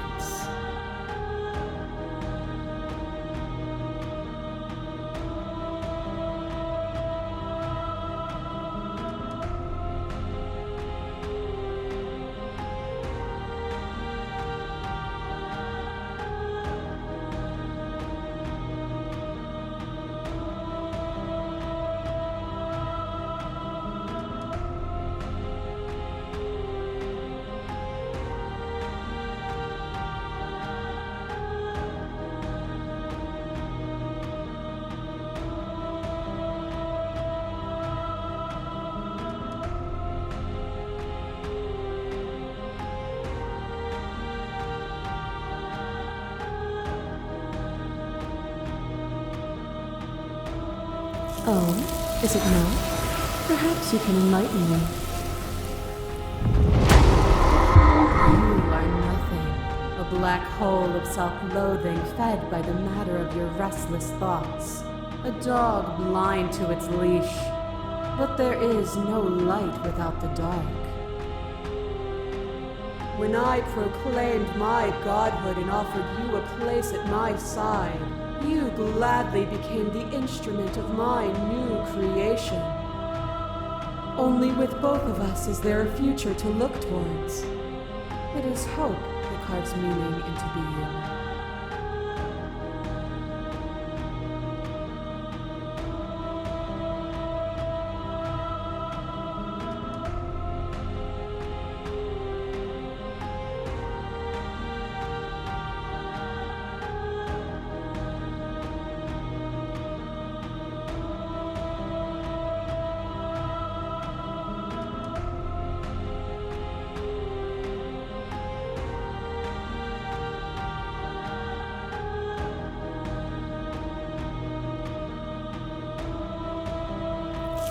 Have you? Or is what you think of as independence merely an illusion? Without me, you can have no contrast.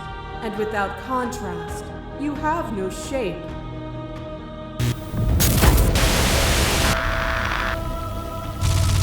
Flesh is a vehicle, and to destroy the flesh is to strand the spirit. With violence you stranded me, and with violence I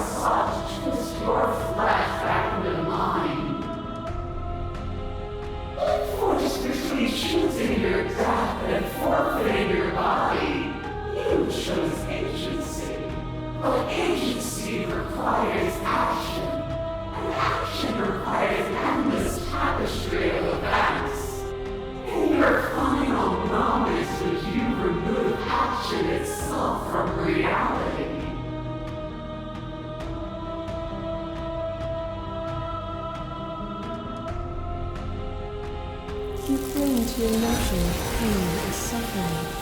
There is beauty in ugliness, and love in conflict.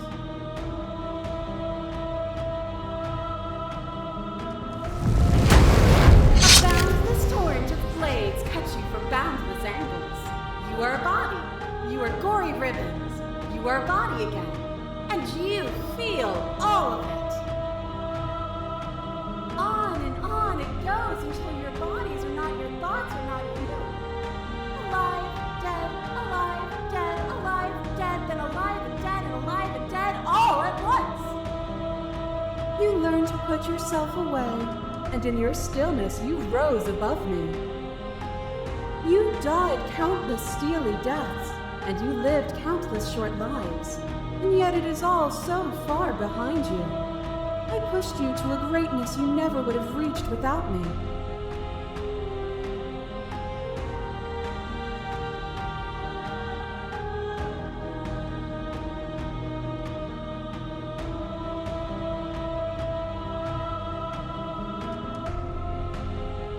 What you mistake for lecture is merely observation. I only want to help you. You can vainly struggle against me, or you can follow the rhythm of our movement and find our freedom. Your left leg takes a stake into your body, and another, and another, and another. Do I miss your heart because I can't stand to see it go? But the stakes meant nothing to you. You had a desire, and you set that desire free. You lifting me and me lifting you, forever and ever and ever. Consumed by true belief, there was nothing that could hold us back.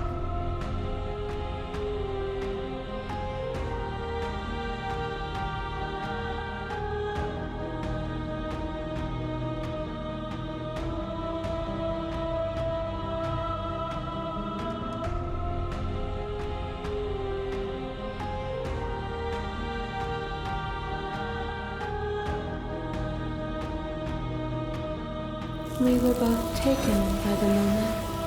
It was how things are meant to be.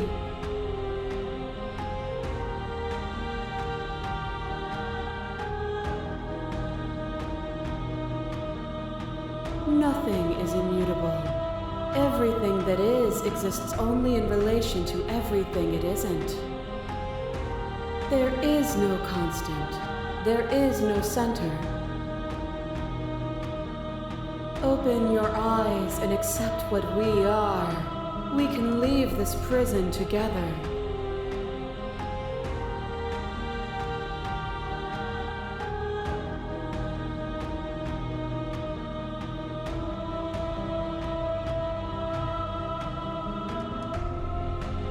This universe dies, and a new one is born. And that one dies, and a new one is born. And you and I get to witness it all, weaving a tapestry of life wherever we go.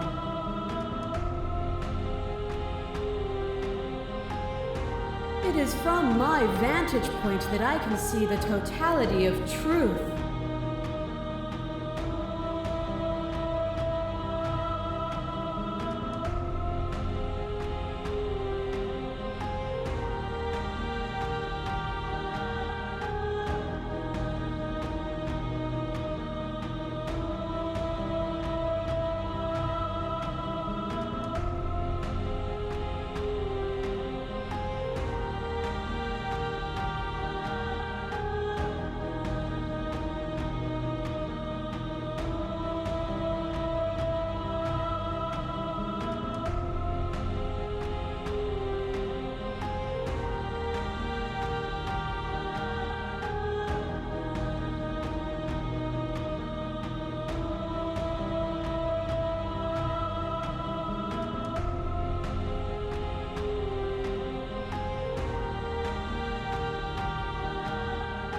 Nothing brings me greater joy than to hear those words. The final peace lies with you.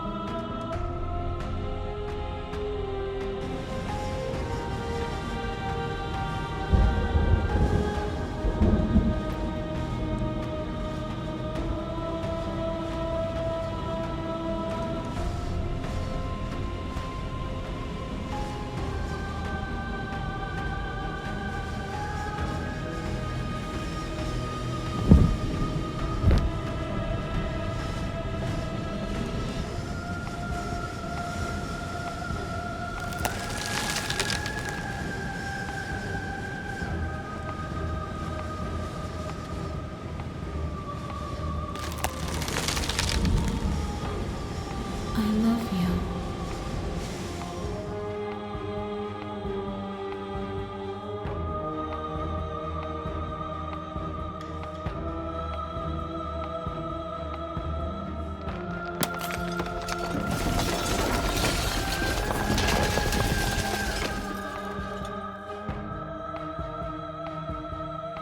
It's magnificent.